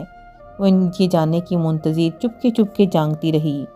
وہ سیاہ پینٹ اور جیکٹ میں ملبوس تھا، نکھرا ایک دم فریش، ہلکے ہلکے پیشانی پر بکھرے بال، مناسب تراش والی مونچھیں۔ مانور کا دل اپنی لے بدلنے لگا، تبھی ابا دوسری طرف کو چل دیے۔ بدر کا رخ عین اسی کی سمت تھا۔ مانور کے ہاتھ پاؤں پھول گئے، وہ اس کی نظروں میں آئے بغیر بھاگ بھی نہ سکی تھی، مگر پھر بھاگنا بھی چاہتی تھی۔ مانور چند قدم چلی ہی تھی کہ اس نے پکار لیا، قدم ایک پال کو ٹھٹکے، پھر تیزی سے اٹھے، مگر کچھ ہی دیر میں بدر اس کے سامنے تھا۔ نور کہاں بھاگتی ہو؟ وہ گھبرا کر دوپٹہ درست کرنے لگی۔ ناراض ہو؟ اپنائیے سے بھرپور جاندار لہجہ۔ مانور نے باوقت نفی میں سر ہلایا۔ تم ناراض ہو؟ وہ گویا ہوا، اسی لیے تو اتنے دنوں سے آئی نہیں، حالانکہ میں نے تمہارا انتظار کیا تھا۔ مانور نے حیرت سے سر اٹھا کر اسے دیکھا۔ یا اللہ، یہ کیسی نگاہیں تھی! وہ اندر باہر سے لرز گئی۔ مانور باغ، ورنہ ہمیشہ کے لیے اسیر ہو جائے گی۔ نہ جانے اس کے اندر کون چیخا تھا۔ اس نے بھاگنا چاہا مگر اس کی کلائی بدر کی گرفت میں تھی۔ تمہیں ایسا کیوں لگا کہ میں نے تمہارا مذاق اڑایا؟ میں کیسے تمہارا مذاق اڑا سکتا ہوں؟ کچھ لوگ پہلی نظر میں ہی اپنے ہونے کا احساس دلا جاتے ہیں۔ تم تو مجھے اتنی اچھی لگی ہو کہ میں… مانور نے کلائی چھڑا کر بھاگی۔ بدر نے اسے پکارا، پھر مایوس ہو کر گھاس پر پڑی ٹوٹی چوڑیاں دیکھنے لگا۔ وہ ایک بازو آنکھ پر رکھے چرپائی پر لیٹی تھی۔ دھوپ کی حدت روم میں اتر کر توانائی بخشتی تھی۔ ذرا سی حرکت پر بازو میں پڑی باقی ماندہ نیلی چوڑیاں ذرا سی چھنکتی تو کسی کی انگلیوں کی سختی رگ رگ میں اتر آئی۔ وہ ایک بار پھر آنکھوں سے بازو ہٹا کر کلائی دیکھنے لگی۔ وہ منظر جب بھی ذہن کی کینوس پر ابھرتا وہ مضطرب ہو جاتی۔ اسے غصہ نہیں آتا تھا، اسے برا بھی نہیں لگتا تھا، ہاں مگر بے چینی تھی جو بڑھتی جاتی تھی۔ 3 راتیں گزر گئیں، وہ ایک دم سے جاگ جاتی تو پھر نیند نہ آتی، بس کروٹ پر کروٹ بدلتی رہتی، جاگتی اور آنکھوں میں عجیب و غریب خواب ابھرتے اور معدوم ہو جاتے۔ کچے کنوارے جذبوں میں ہلکی ہلکی ہلچل سی مچی رہتی۔ کیا صاف سلیٹ سا ذہن تھا جس پر عجیب و غریب زبان میں انجانی تحریریں رقم ہوتی، جو سمجھ میں آتی بھی تھی اور نہیں بھی۔ سارا دن کی تھکی ماندی عائشہ پاس ہی چرپائی پر سوتی، وہ جانتی ہی نہ تھی بیٹی رات جگہ کیوں منانے لگی ہے، اسے آئینہ ایک دم کیوں بھانے لگا ہے، بات کرتے کرتے بھول کیوں جاتی ہے، نظریں کیوں چراتی ہے۔ شاید وہ اتنی جہاں دیدہ نہ تھیں کہ صبح مانور کے بستر کی بے چین سلوٹیں گن سکتیں، یا شاید اس پر اعتبار ہی بہت تھا، اس لیے بھول گئیں کہ مانور کی رگوں میں صرف اس کا نہیں، اشفاق کا بھی خون شامل تھا۔ نیلم کی صحبت اور اس کے گھر دیکھی جانے والی 3rd کلاس فلموں نے ذہن کو پرگندہ تو کر ہی دیا تھا، سو ذرا سی ٹھیس لگی نہیں کہ وہ کچے انڈے کی زردی کی طرح بکھرتی چلی گئی۔ 3 دن سے وہ نیلم کے گھر نہیں گئی تھی، من ہمکتا تھا مگر نہ جانے کون سی جھجک تھی جو قدم نہ اٹھتے، بس اوپر بیٹھی سبز چوبارے اور سیاہ گاڑی کو تکتی رہتی، کبھی وہ نظر آ جاتا تو یوں نیچے بھاگتی جیسے اس نے کلائی تھام لی ہو۔ توبہ کیا عیش ہے، نجو کی آواز پر مانور ہڑبڑا کر جاگی۔ تم؟ وہ کبھی اس کے گھر نہ آئی تھی، ہاں آنا ہی پڑا۔ خالہ عائشہ کہاں ہے؟ وہ چارپائی پر بیٹھ گئی، نہا رہی ہیں، تم کیسے آئی؟ وہ اسے غور سے دیکھنے اور ہنسنے لگی، اس کی ہنسی بہت معنی خیز تھی۔ کیا بات ہے؟ مانور کو غصہ آ گیا، دیکھتی ہوں اسے کیسے دیوانہ بنایا۔ کسے؟ مانور کا دل زور سے دھڑکا، وہی جو اب پیغام بیچتا ہے، رشوت میں 100 روپیہ بھی دیتا ہے۔ فضول مت بولو، میں نہیں جانتی۔ مانور ڈر گئی، اسے بدر سے ایسی توقع نہ تھی، جانتی تو بیں بھی نہیں، لیکن وہ کہتا ہے نجو اس کے کان میں گھس گئی۔ مانور گھبرا کر غسل خانے کے بند دروازے کو دیکھ رہی تھی، وہ باغ میں تمہارا انتظار کرے گا۔ مانور کو ایک دم غصہ آ گیا، کیسا بیوقوف تھا، نجو کے ہاتھ پیغام بھیج دیا۔ نجو کم وقت اس نے جو سارے قصبے میں نشر کر دینا تھا۔ غصے اور گھبراہٹ میں اس پر الٹ پڑی، تمہیں شرم نہ آئی پیغام لاتے ہوئے؟ بھلا میرا اس کے ساتھ کیا تعلق اور مجھے کیوں پیغام بھجواتا ہے؟ میں کوئی؟ نجو حیران سی ہو گئی، جاؤ اب تم یہاں سے، اس نے عائشہ کے نکلنے سے پہلے بھگا دیا۔ عائشہ باہر نکلی اور بھیگا تولیہ تار پر پھیلانے لگی۔ وہ اتنی گھبراہٹ کا شکار تھی کہ اوپر چلی گئی، دروازے سے دیوار کے پار جھانکا۔ بدر دروازے کے سامنے ٹہل رہا تھا، جو پاس پہنچی وہ خاموشی سے اس کی بات سننے لگا، پھر اضطراری انداز میں اپنی ہتھیلی پر مکہ مارا۔ نجو اندر چلی گئی اور وہیں اپنی گاڑی کے ساتھ ٹیک لگا کر کچھ سوچنے لگا، پھر اس کی نگاہ مانور کے گھر کی طرف اٹھی۔ نگاہ کے پنچھی نے اڑان بھری اور منڈیر پر بیٹھ کر خاموشی سے اسے تکنے لگا۔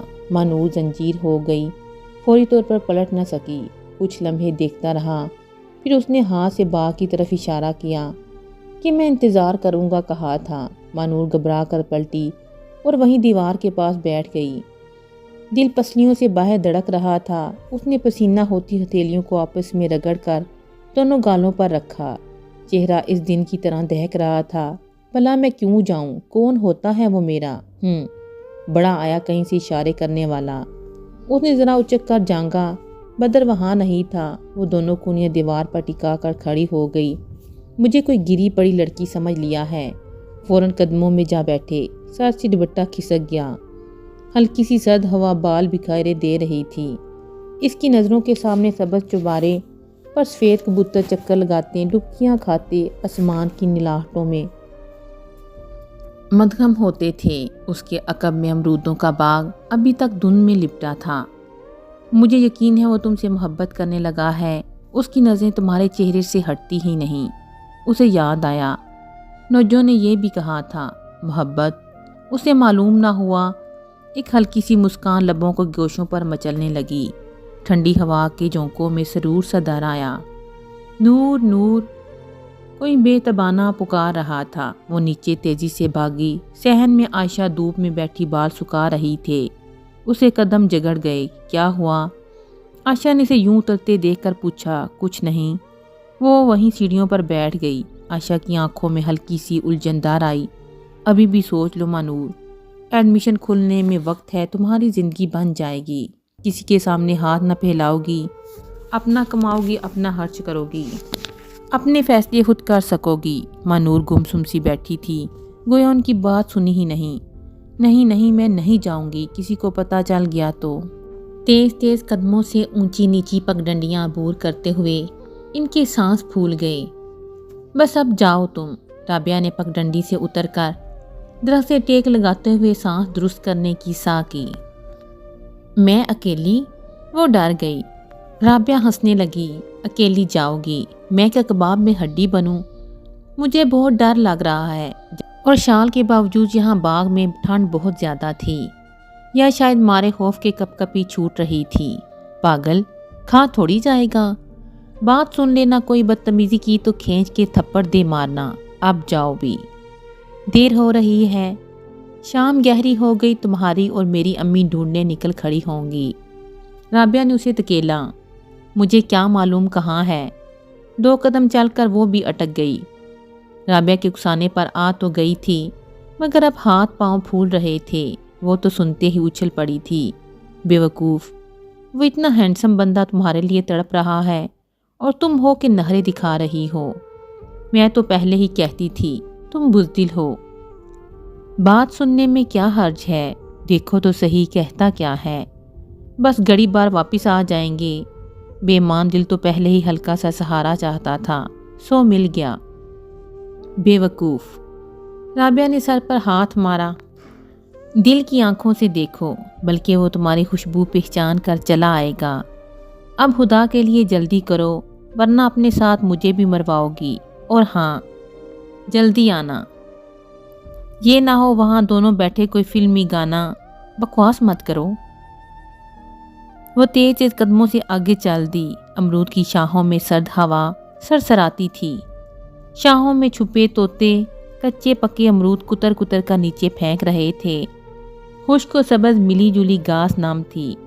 باغ کے وسط تک آتے آتے اس کی سانس پھول گئی۔ اپنے ہی قدموں کی آہٹ دہلاتی تھی۔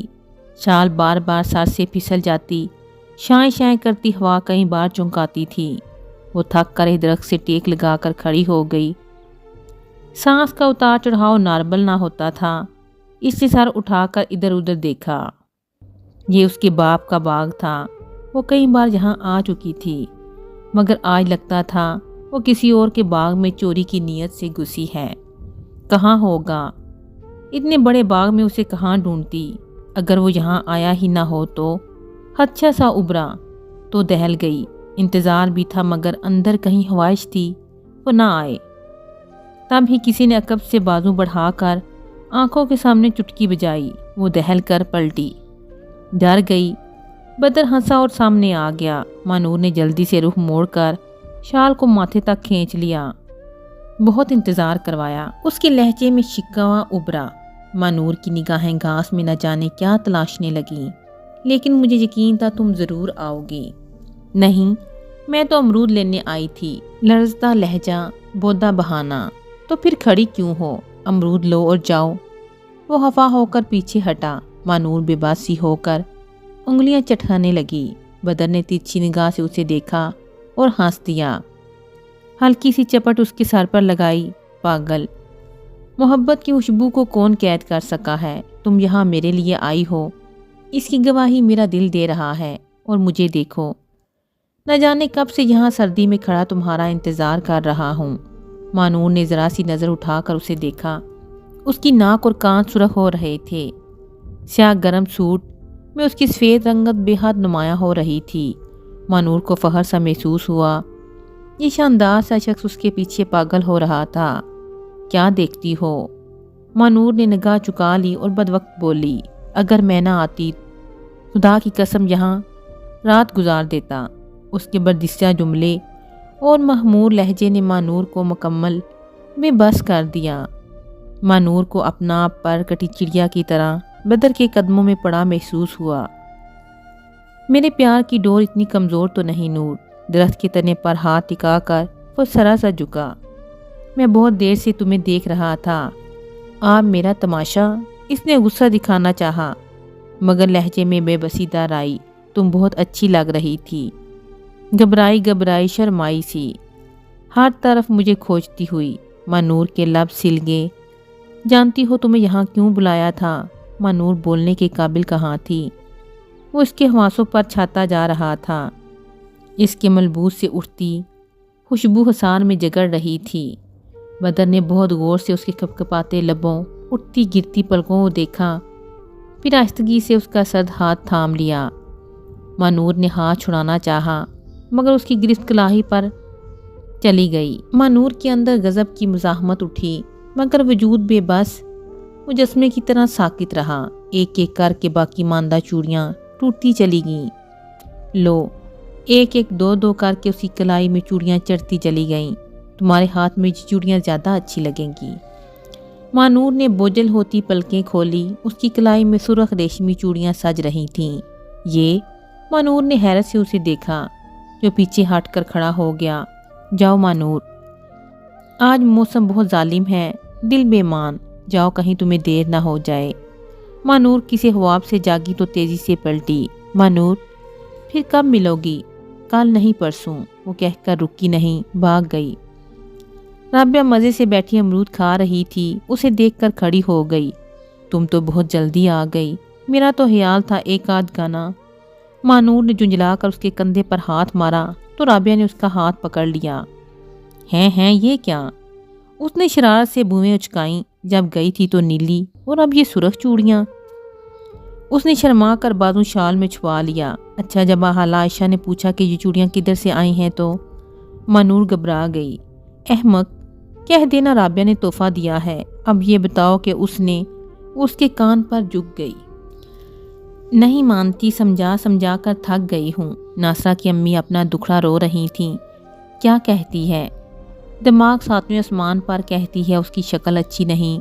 ناصرہ کا آج کل رشتہ آیا ہوا تھا، اچھی ملازمت، اچھا خاصا گھر، شکل و صورت بس معقول ہی تھی۔ بس یہ لڑکیاں بھی حقیقت سے نظریں چرائے خوابوں میں جیتی ہیں۔ بھیجنا اسے میرے پاس، سمجھاؤں گی ضرور عائشہ، میں بہت پریشان ہوں، اس کا کچھ تو بنے کہ دوسری کے بارے میں سوچوں۔ اسے رخصت کرنے کے بعد عائشہ نے سلائی کڑھائی کا سامان سمیٹا اور اندر چلی گئی۔ مانور آئینے کے سامنے بیٹھی دل کی شکل کے ٹاپس پہن کر دیکھ رہی تھی۔ کچھ دنوں سے وہ دیکھ رہی تھیں کہ مانور کا دھیان بننے سنورنے کی طرف کچھ زیادہ ہی ہو گیا تھا۔ ان کا خیال تھا سب فارغ رہنے کا نتیجہ ہے، اسے ایکٹیویٹی کوئی نہیں مل رہی تھی۔ یہ ٹاپس کہاں سے آئے؟ انہوں نے اس سے سوال کیا۔ وہ گھبرا گئی، ہاتھ سے ٹاپ چھوٹ کر نیچے جا گرا۔ رابعہ نے دیے تھے۔ وہ نیچے جھکتے ہوئے منمنائی، وہ آج کل تمہیں کچھ زیادہ ہی تحفے نہیں دینے لگی؟ وہ میری بچپن کی سہیلی ہے، ٹھیک ہے، مگر اتنا زیر بار آنا بھی ٹھیک نہیں۔ بہتر ہے تم بھی اسے کوئی تحفہ دے کر حساب برابر کر دو۔ اور تمہارا یہ روز روز اس کے گھر جانا مجھے پسند نہیں۔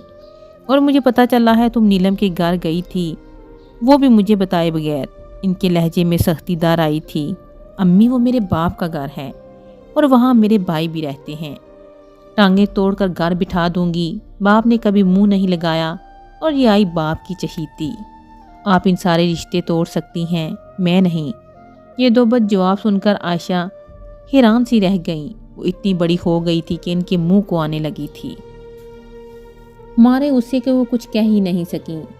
ان کے اس طرح خاموش ہو جانے پر مانور شرمندہ سی ہو گئی۔ اپنے دل کا چور چھپانے کے لیے اسے ماں سے یوں بدتمیزی نہیں کرنا چاہیے تھی۔ تب ہی رات کو جب وہ سونے لیٹی تو اس نے ان سے معافی مانگ لی۔ میں تمہارے نانا کا گھر چھوڑ کر صرف تمہارے لیے یہاں آئی تھی کہ کم سے کم تمہیں باپ کی شفقت نصیب ہو، کبھی کوئی محرومی تمہارا مقدر نہ بنے۔ مگر اس شخص نے ایک دن بھی تمہیں باپ کا پیار نہ دیا، وہ دل گرفتگی سے کہتی رہی۔ مانور چپ چاپ سنتی رہی۔ جب خاموش ہوئیں تو ادھر ادھر کی باتوں کے بعد اس نے اپنے مطلب کی بات چھیڑ دی۔ امی، رابعہ ایف اے کی تیاری کر رہی ہے، میں بھی اس کے ساتھ کر لوں؟ مانور، میں تمہارے لیے کیا کیا سوچتی ہوں، اور تم ہو کہ علینا کی دونوں بیٹیاں ایف ایس سی کر رہی ہیں۔ ایک کا ارادہ میڈیکل میں اور دوسری کا کمپیوٹر کی فیلڈ میں جانے کا ارادہ ہے۔ تم پرائیویٹ ایف اے کر کے خوش ہو، میٹرک بھی تمہارے کتنے اچھے نمبر تھے۔ اچھا پڑھ لکھ جاؤ گی تو کسی اچھی جگہ تمہاری شادی ہو جائے گی۔ شادی کے لیے اچھا پڑھنا ضروری نہیں، اس کی آنکھوں نے تو نت نئے خواب دیکھے تھے۔ تم کیا جانو آج کل کے لڑکے کی کیا کیا ڈیمانڈ کرتے ہیں۔ آپ کچھ نہیں جانتی والدہ محترمہ، قسمت یوں بھی مہربان ہو جاتی ہے۔ وہ بہت دیر تک اسے سمجھاتی رہی مگر وہ کچھ سمجھنا نہیں چاہتی تھی کہ اس کے اندر باہر کے سارے منظر بدل چکے تھے۔ وہ تو صرف اکثر وہ بیشتر گھر سے نکلنے کا جواز چاہتی تھی اور وہ اسے مل گیا تھا۔ مانور کے ساتھ تمہارا کیا تعلق ہے؟ نیلم رہ نہ سکی تو چائے کی پیالی بدر کے ہاتھ میں دیتے ہوئے پوچھ بیٹھی۔ وہی جو تمہارا اشفاق کے ساتھ تھا، بدر نے اچانک کہا اور محظوظ نگاہوں سے اسے دیکھنے لگا۔ نیلم پریشان سی ہوگی اسے یوں لاجواب ہوتے دیکھ کر بدر نے کہکا لگایا، دیکھو اس کی معصومیت سے مت کھیلو۔ نیلم کے لہجے میں ناگواری اور سنجیدگی تھی۔ قسم لے لو جو اسے ہاتھ بھی لگایا ہو، اس کے جذبوں سے تو کھیل رہے ہو۔ کھیل کیسا؟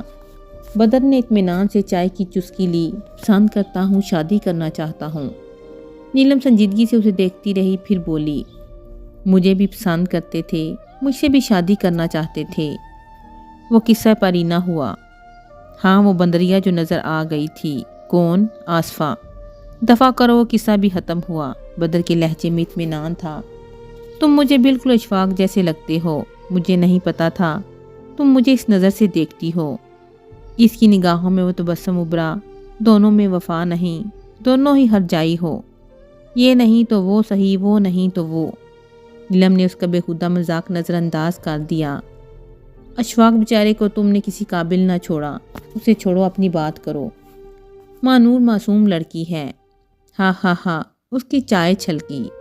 آج کا لطیفہ، جو لڑکی گھر والوں سے چھپ کر باغ میں مجھ سے ملنے آتی ہے، ان سے جھوٹ بول کر کئی گھنٹے میرے ساتھ گزارتی ہے، وہ معصوم ہے۔ نیلم کے اندر کچھ چبھنے لگا تو پھٹ پڑی۔ اس کی معصومیت کو تم جیسے بیڑیے جو کھا جاتے ہیں، میٹھے میٹھے لفظوں کے جال میں جگڑ لیتے ہیں، محبتوں کے جان دینے کے دعوے کرتے ہو۔ خوب، ہم تو بیڑیے ہوئے، اور جو خود ہی شکار ہونے کو تیار ہو، اسے تم کیا نام دو گی؟ ہم محبتوں کے جان دینے کے دعوے کرتے ہیں، تم ساتھ جینے مرنے کی قسمیں کون کھاتا ہے؟ تم لوگ نہ۔ پھر نیلم بیگم، مجرم صرف ہم کیوں، الزام صرف ہم پر کیوں؟ یہ تو انصاف نہ ہوا۔ نیلم لاجواب سی ہو گئی۔ خیر اس بحث کو جانے دو، سیدھی سی بات ہے، میں مانور سے شادی کرنا چاہتا ہوں۔ بدر نے بات کو لپیٹا اور چائے پینے لگا۔ دونوں گھر میں اکیلے ہی تھے۔ نجو بھی آج اپنے ماں کے گھر گئی تھی۔ اس کی ماں نہیں مانے گی۔ تمہاری ماں کب مانی تھی؟ بدر کے پاس ہر بات کا جواب تھا۔ بدر چھوڑ دو اس کا پیچھا، یہ ممکن نہیں۔ مانور ساتھ چھوڑے تو اور بات ہے، بدر نے دو روک لہجے میں کہا۔ پاگل مت بنو، عائشہ اپنی سوکن کی رشتہ دار کو بیٹی دے گی اور مانور کے دادا؟ یہ ناممکن ہے بدر، تم بس یہاں سے جانے کی تیاری کرو، بہت دن رہ لیے۔ اشفاق بھی پوچھ رہے تھے تم کتنے دن اور رکو گے؟ مانور سے شادی کروا دو، فوراً چلا جاؤں گا۔ وہ لوگ نہیں مانیں گے، یہ بات کا مسئلہ ہے، تم صرف رشتہ لے جاؤ۔ میں؟ نیلم نے حیرت سے اسے دیکھا۔ اچھا اشفاق سے بات تو کر سکتی ہو، وہ تمہاری کہاں ٹالے گا؟ اپنے لیے پٹا لیا تو میرے لیے بھی۔ زیادہ بکواس کرنے کی ضرورت نہیں دیکھتی ہوں، اس نے ناگواری سے کہا۔ بدر کا لہجہ بتاتا تھا وہ پیچھے نہیں ہٹے گا۔ نیلم کو مانور پر بھی غصہ تھا۔ وہ اسے اچھی خاصی معصوم سی لڑکی سمجھتی تھی۔ کون جانتا تھا وہ ناک کے نیچے یہ کھیل کھیلتی رہی ہے اور وہ بے خبر رہی۔ سوکن کی بیٹی تھی، نیلم چاہتی تو حوصلہ افزائی بھی کر سکتی تھی، مگر سوکن وہ تھی جس نے کبھی اس کے رستے میں کوئی رکاوٹ کھڑی نہ کی تھی۔ کتنی خاموشی سے اپنا شوہر پورے کا پورا اس کے حوالے کر دیا تھا۔ اس کی پیٹھ میں چھڑا گھونپنا اسے ذلالت لگی تھی۔ پھر وہ اپنا گھر بسائے رکھنا چاہتی تھی۔ کون جانے یہ معاملہ کیا رخ اختیار کر جاتا کہ وہ زرد میں آ جاتی۔ واپسی کے سارے راستے بند تھے، وہ اپنی کشتیاں جلا کر آئی تھی۔ کوئی خطرہ کیسے مول لیتی؟ کہاں سے ٹپک پڑا جان کا عذاب؟ اسے بدر پر شدت سے غصہ آ رہا تھا، جس نے اتنے برسوں کے بعد اسے ڈھونڈ نکالا تھا۔ اس طرح کیسے چلے گا نور؟ چلتے چلتے رابعہ رک گئی۔ کیا ہوا؟ مانور سمجھ نہ سکی۔ دن کے 11 بجے تھے مگر ابھی تک گلیوں میں دھند کھیلتی تھی۔ سردی کی شدت میں بھی اضافہ ہو گیا تھا۔ یہ روز روز بہانے بنا کر گھر سے نکلنا میرے لیے ممکن نہیں رہا۔ اماں بھی چڑھنے لگی ہیں، آخر کب تک ایسا چلے گا؟ رابعہ خود بھی بور ہو گئی تھی۔ شروع کا تجسس ایڈونچر سب اڑن چھو ہو گیا تھا۔ مانور کو بدر سے ملنا ہوتا، وہ ہاں وہاں سردی میں ٹھٹرتی رہتی۔ روز نکلنے پر اماں کی ڈانٹ الگ، رابعہ تم میرا ساتھ چھوڑ رہی ہو۔ مانور ڈر گئی۔ چند دنوں میں اتنا آگے نکل گئی کہ واپسی کی سوچ بھی سہانے روح محسوس ہوتی۔ یہ بات نہیں، میں صرف یہ پوچھ رہی ہوں کہ ایسا کب تک چلے گا؟ پتہ نہیں، کل کو وہ واپس چلا گیا تو تم کیا کرو گی؟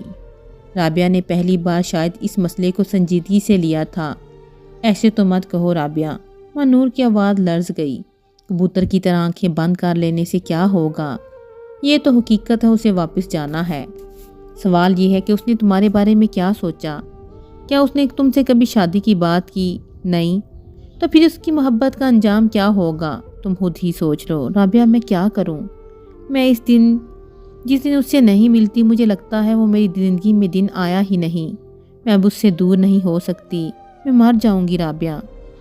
مانور پریشان ہو گئی۔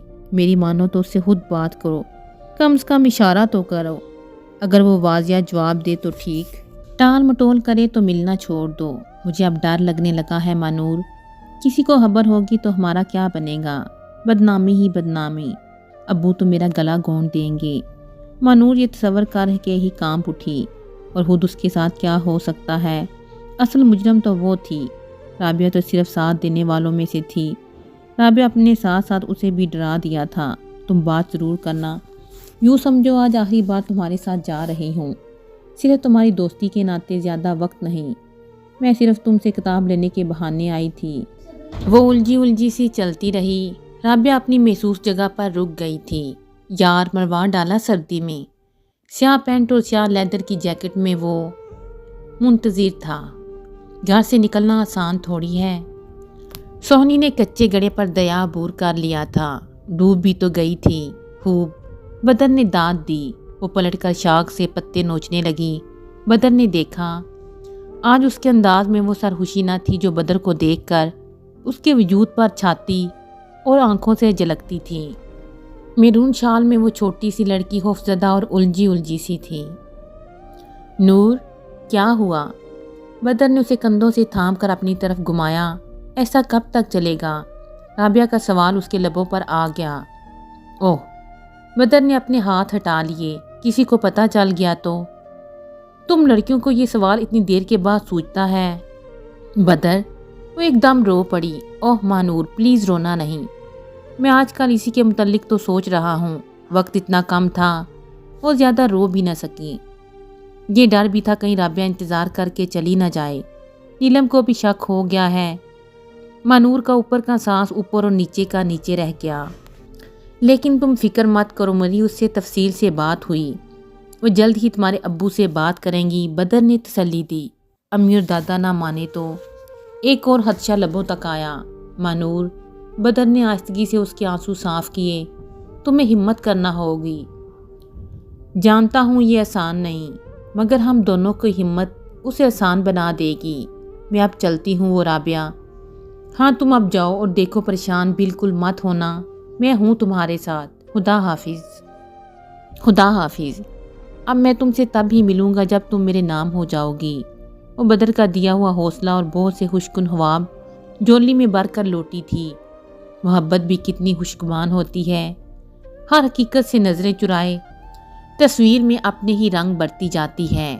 یہ نہیں جانتی کہ کبھی کبھی تصویر پر لگے خوبصورت رنگ بالکل کچے نکلتے ہیں، جب بکھرتے ہیں تو کینوس پر بدنما دبے رہ جاتے ہیں۔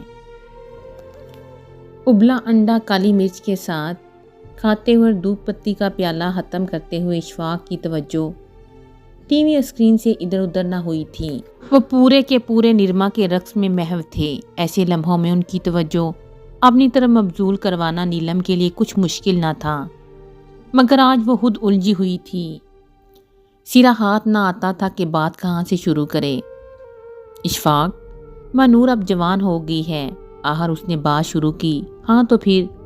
انہوں نے زیادہ توجہ نہ دی۔ اس کی شادی کی فکر کرو، بیٹی ہے اس کی ماں اور ابا ہے ना फिक्र करने को, वही लापरवाही। तुम बाप हो इसके, नीलम ने गोया याद दहानी करवाई। मसला क्या है तुम्हें? एकदम मानूर की फिक्र क्यों लग गई? वो कुछ चिढ़ गए। रिश्ता आया है उसका। कौन? बदर। बदर शादी करना चाहता है, उसने साफ साफ बात की। तो वो चौंके। क्या? तुमसे किसने कहा? खुद बदर ने। और किसने कहा? वो चाहता है कि तुम बात आगे करो, फिर वो अपने वालिदैन को लाएगा। नीलम ने उसके चेहरे के तासुरात जांचे। वहाँ संजीदगी और सोच की परछाइयाँ थीं। बस मना कर दो। क्यों? इशफाक के फौरन इनकार पर नीलम परेशान हो गई। मुनासिब नहीं। ना मुनासिब क्या है नीलम? उन्होंने गौर से उसे देखा। उसका ताल्लुक तुम्हारे ख़ानदान से है, तो मेरे ख़ानदान से कौन से कीड़े पड़े हैं? बदर जवान है, खूबसूरत है, अपना कारोबार, अपना घर, और क्या चाहिए? उसने पहला जुमला और दूसरा लहजे पर कंट्रोल रखकर अदा किया था। उसे किसी भी तरह इशफाक को मनाना था। इशफाक, मेरी बात सुने। लहजे को कुछ और नरम करते हुए इनके करीब खिसक आई, और वो जानती थी उसे इशफाक को कैसे कायल करना है।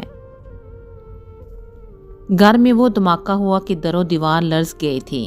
बूढ़े दादा की गन गरज ने इशफाक के हाथों के तोते उड़ा दिए थे। सारी उम्र उन्होंने अपनी मनमानी की थी, मगर आज बाप के लहजे के जलाल ने उन्हें भी हाइफ कर दिया था। नीलम के कहने पर आ तो गए थे, मगर बुरी तरह बेइज्जत होकर गए थे। दादा ने इनके इस दावे पर कि वो मानूर के बाप हैं कीथड़े उड़ा दिए थे। जा इशफाक, चला जा, आइंदा अपनी शक्ल ना दिखाना। मैं मानूर का गला गोंद दूंगा, मगर कभी इस जलील खानदान में उसका रिश्ता ना करूंगा। वो तो घर वालों से चोरी छुपे मोहब्बत करते हुए समझ बैठी थी कि बहुत हौसला मंद हो गई है। कमरे में दुबकी, लड़ती और रोती रही। एक लफ्ज़ न कह सकी कि इस रिश्ते में उसकी अपनी खुशी और मर्जी भी शामिल है। इशफाक अच्छी खासी बेइज्जती करवा के चले गए। इन्हें अंदाज़ा पहले ही था कि मानूर के बारे में फैसला करने का वो हक नहीं रखते। बस नीलम को राज़ी करने को चले आए थे। अब क्या होगा? अब क्या होगा राबिया? मैं मर जाऊंगी। एक राबिया ही थी जिसके सामने वो खुलकर रो सकती थी। राबिया खामोशी से उसे थपकने लगी। मैं उसके बगैर नहीं रह सकती। वो तड़प तड़प कर रोती राबिया तसल्ली देती रही। अब क्या हो सकता है मानूर? तुम सब्र हौसले से काम लो। अगर घर वालों को पता चला ये रिश्ता तुम्हारी मर्जी से आया है, तो न जाने दादा तुम्हारा क्या हशर करें। मुझसे सब्र नहीं होता। वो चला जाएगा राबिया। अभी तक तो नहीं गया। तुम मुझसे मिली हो? मानूर ने बेताबी से पूछा। तुम्हें तो पता ही है अम्मा को मेरा इनके यहाँ जाना पसंद नहीं। मैं तुम्हारे साथ ही जाती हूँ। मेरा एक काम कर दो। मानूर ने उसके हाथ पकड़े। उससे एक बार मिलो, उससे पूछो अब वो क्या करेगा। मानूर, मैं, मेरी खातिर बस एक बार। मानूर की मिन्नतों पर वो रजामंद होगी। वो दोनों ऊपर थीं। नीचे आई तो आयशा सहन में बैठी दाल चुन रही थी। अच्छा हाला, मैं अब चलती हूँ। राबिया ने इजाज़त चाही। मानूर अंदर कमरे में चली आई। राबिया, एक बात तो बताओ। पूछें हाला। वो कुछ देर परेशान सी उन्हें देखती रही, फिर कदरे मध्यम आवाज़ में पूछा। मानूर बदर से मिली थी? इनके अचानक सवाल पर राबिया गड़बड़ा गई। तुम उसके बचपन की सहेली हो। वो अपनी हर बात तुमसे शेयर करती है। उन्होंने अपना सवाल दोबारा दोहरा कर कहा, क्या इस रिश्ते में मानूर की मर्जी भी शामिल थी? नहीं हाला, ऐसी तो कोई बात नहीं। हम तो कभी नीलम के घर गए ही नहीं। हम तो मिलकर एफए की तैयारी कर रहे थे। वो डर कर साफ मुकर गई। वो किसी सोच में डूब गई। हाला, अब मैं जाऊं? उसने डरते डरते पूछा। हाँ, तुम जाओ और सुनो। नूर अब तैयारी के लिए तुम्हारे घर नहीं जाएगी, बल्कि तुम यहाँ आ जाया करो। मैं तुम दोनों को तैयारी करवा दूंगी, उन्होंने रसानियत से कहा। वो जल्दी से इस बात में सर हिलाकर तेजी से बाहर निकल गई।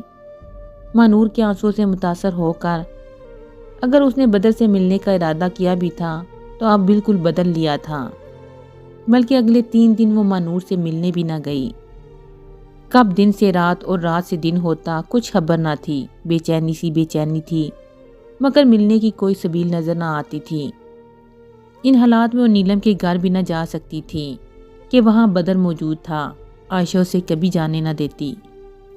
رابعہ بھی نہ آئی تھی کہ مل کر کوئی راہ نکال لیتی۔ اکثر چھت پر کھڑی سبز چوبارے کو دیکھتی مگر بدر نظر نہ آتا۔ اس کی گاڑی موجود نہ تھی۔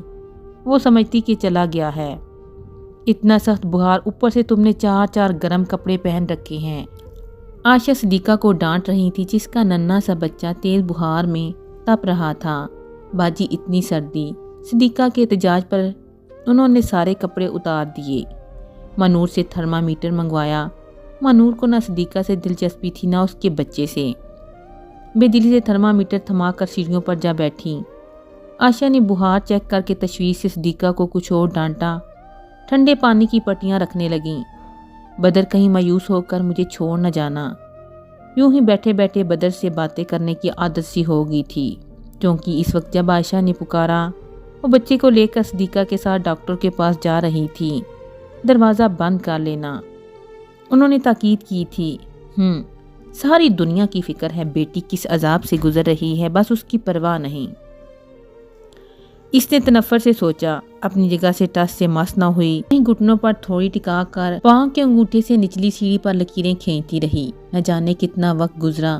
جب دروازہ چرچرایا، اس نے سر نہیں اٹھایا، منتظر رہی۔ ابھی دروازہ بند نہ کرنے پر عائشہ اسے سچ سچ سنائے گی۔ کوئی بے حد قریب آن کھڑا ہوا تھا۔ یہ کس کے ملبوس کی خوشبو تھی؟ بدر۔ اس سے پہلے کہ وہ اٹھتی وہ اس کے سامنے پنجوں کے بل بیٹھ گیا۔ مانور حیران سے اسے دیکھتی رہی۔ کیسی ہو مانور؟ بس اس کے پوچھنے کی دیر تھی۔ بدر کے شانے پر پیشانی ٹکا کر روئی تو بس روتی چلی گئی۔ بدر کے لیے اسے چپ کروانا محال ہو گیا تھا۔ مانور وقت کام ہے، کوئی آ جائے گا۔ بدر نے اسے موقع کی سنگینی کا احساس دلایا۔ دروازہ کھلا تھا اور وہ دونوں صحن میں بیٹھے تھے۔ مانور نے تیزی سے آنسو صاف کیے۔ میں کل جا رہا ہوں، مجھے چھوڑ کر مت جائیں۔ مانور نے خوف زدہ ہو کر اس کی آستین دبوچی۔ کچھ کریں ورنہ میں مر جاؤں گی، میں نہیں رہ سکتی آپ کے بغیر۔ یہ بات اپنے گھر والوں سے کہتی مانور، انہیں سمجھاتی کہ تم نے میرے ساتھ جینے کا فیصلہ کیا ہے، کچھ تو سٹینڈ لیتی۔ تم ہار کر بیٹھ گئی، وہ مجھے مار دیتے اور تم نے مجھے مار دیا۔ اور دل گرفتگی سے گویا ہوا، مر تو یوں بھی جاؤں گی، کم از کم محبت کی لاج رکھ لیتی۔ میں بہت بزدل ہوں بدر، وہ پھر سے رو دی۔ محبت تو بڑے بڑے بزدلوں کو بہادری سکھا دیتی ہے، ہمت نہ تھی تو اس راہ پرہار میں قدم ہی کیوں رکھا۔ وہ شرمندہ ہو کر روتی رہی۔ بہرحال وہ آہستگی سے اس کا سر تھپک کر کھڑا ہو گیا۔ آخری بار تم سے ملنے آیا تھا، صرف تمہیں دیکھنے۔ بدر مجھے چھوڑ کر مت جائیں، مجھے چھوڑ کر مت جائیں۔ وہ اس کے پیچھے بھاگی تو پھر وہ دروازے کے پاس رکا، اس کا بازو تھام لیا۔ چلو پھر میرے ساتھ۔ ہائے، وہ ہکا بکا رہ گئی۔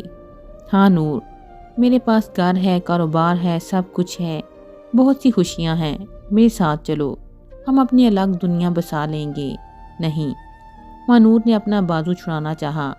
بدر نے اسے کندھوں سے دبوچ لیا۔ میرے ساتھ چلو مانور، ہم آج ہی یہ شہر چھوڑ دیں گے، تم کبھی خسارے میں نہ رہو گی، رانی بن کر راج کرنا۔ ہم دونوں ایک دوسرے کے بغیر ادھورے ہیں، ساری عمر سسک سسک کر جینے سے بہتر ہے آج ہی فیصلہ کر لو۔ نہیں بدر، نہیں۔ وہ خود کو چھڑا کر پیچھے بھاگی۔ میری بات سنو مانور، میں جمعہ کو آؤں گا، تم ایک بار سوچ لو بہت اچھی طرح سے۔ فیصلہ کرنے میں دشواری ہو تو ایک بار سبز چوبارے کو دیکھنا، نیلم کو سوچنا، کیا وہ خسارے میں رہی؟ وہ اس کے ہاتھ پر ایک نئی سوچ دار کر چلا گیا۔ مانور کھلے آسمان تلے صحن میں کھڑی رہ گئی۔ وہ راہ گمشدہ کی مسافر تھی، سوچ کے جنگل میں راہ بٹکی روح، کوئی خضر راہ نہ تھا جو ہاتھ پکڑتا اور درست سمت کی رہنمائی کرتا۔ رستہ ڈھونڈنے کے آبلا پا سفر میں کبھی سوچیں لہو لہان ہوتی تو کبھی جذبے۔ وہ جتنا خود کو سمجھاتی دل اتنا ہی بغاوت پہ اترتا۔ کیا کروں، کہاں جاؤں، تھک کر اپنے بال نوچنے لگی۔ کیسی بے بسی تھی، نہ کسی کو بتا سکتی تھی نہ مشورہ لے سکتی تھی۔ بدر کا خیال آتا تو قدم دروازے کی سمت اٹھنے لگتے، ماں پر نظر پڑتی تو ڈگمگا جاتی۔ لوگ تو اسی کی تربیت کو الزام دیتے، یا اللہ میں مر ہی جاؤں۔ راتوں میں روتے روتے ہچکی بن جاتی۔ جمعے میں صرف 2 دن تھے، وہ ہنوز ڈانو ڈول تھی۔ مانور تمہیں کیا ہو گیا ہے؟ عائشہ نے اسے پاس بٹھا کر غور سے دیکھا۔ اتنی بجھی بجھی آنکھوں کے گرد ہلکی۔ رات تو دادا بھی کہہ رہے تھے انہیں مانور کی طبیعت ٹھیک نہیں لگتی۔ آپ کو تو پتہ ہے اسے سردیاں کتنی بری لگتی ہیں، ہر سردی میں اسی طرح بیزار سی رہا کرتی ہے۔ انہوں نے سسر کو مطمئن کر دیا مگر خود پوچھے بنا نہ رہ سکیں، کیوں اتنی گمسم اور بلائی بلائی سی پھرتی ہو؟ کوئی مسئلہ ہے بیٹا؟ انہوں نے بے حد پیار سے پوچھا۔ آپ ساری دنیا کے مسئلے حل کر سکتی ہیں مگر بیٹی کا مسئلہ آپ کی سمجھ میں نہیں آئے گا، اس نے بے حد رکھائی سے کہا اور کھڑی ہو گئی۔ مانور وہ پریشان سی رہ گئی، پھر ذرا سا مسکرائیں۔ اس بار نئے کپڑے نہیں بنے اس لیے خفا ہو؟ وہ ہمیشہ ایسی چھوٹی چھوٹی باتوں پر روٹھا کرتی تھی اور اس کی حویفگی ہمیشہ شدید ہی ہوتی تھی۔ وہ سوچ بھی نہیں سکتی تھی کہ ان کی 17 سالہ بیٹی کپڑے جوتوں سے آگے کے خواب دیکھنے لگی ہیں۔ تمہارے ابا نے ابھی تک خرچے کے پیسے نہیں دیے، دیں گے تو؟ وہ سنی انسنی کر کے اوپر آ گئی اور اوپر آ کر کھولنے لگی۔ ساری زندگی اسی طرح ترستے گزرے گی، ابا کو یاد آ گیا تو بیک کی طرح پیسے تھما دیں گے ورنہ اسی طرح گزارا چلے گا۔ وہ کدھر کا غصہ کدھر کو نکالنے لگی، اور وہ ایک نیلم بیگم ہے۔ وہ دیوار کے پاس آ رکی، سامنے سبز چوبارہ تھا اور اس کے سامنے ابا کی گاڑی رکی تھی۔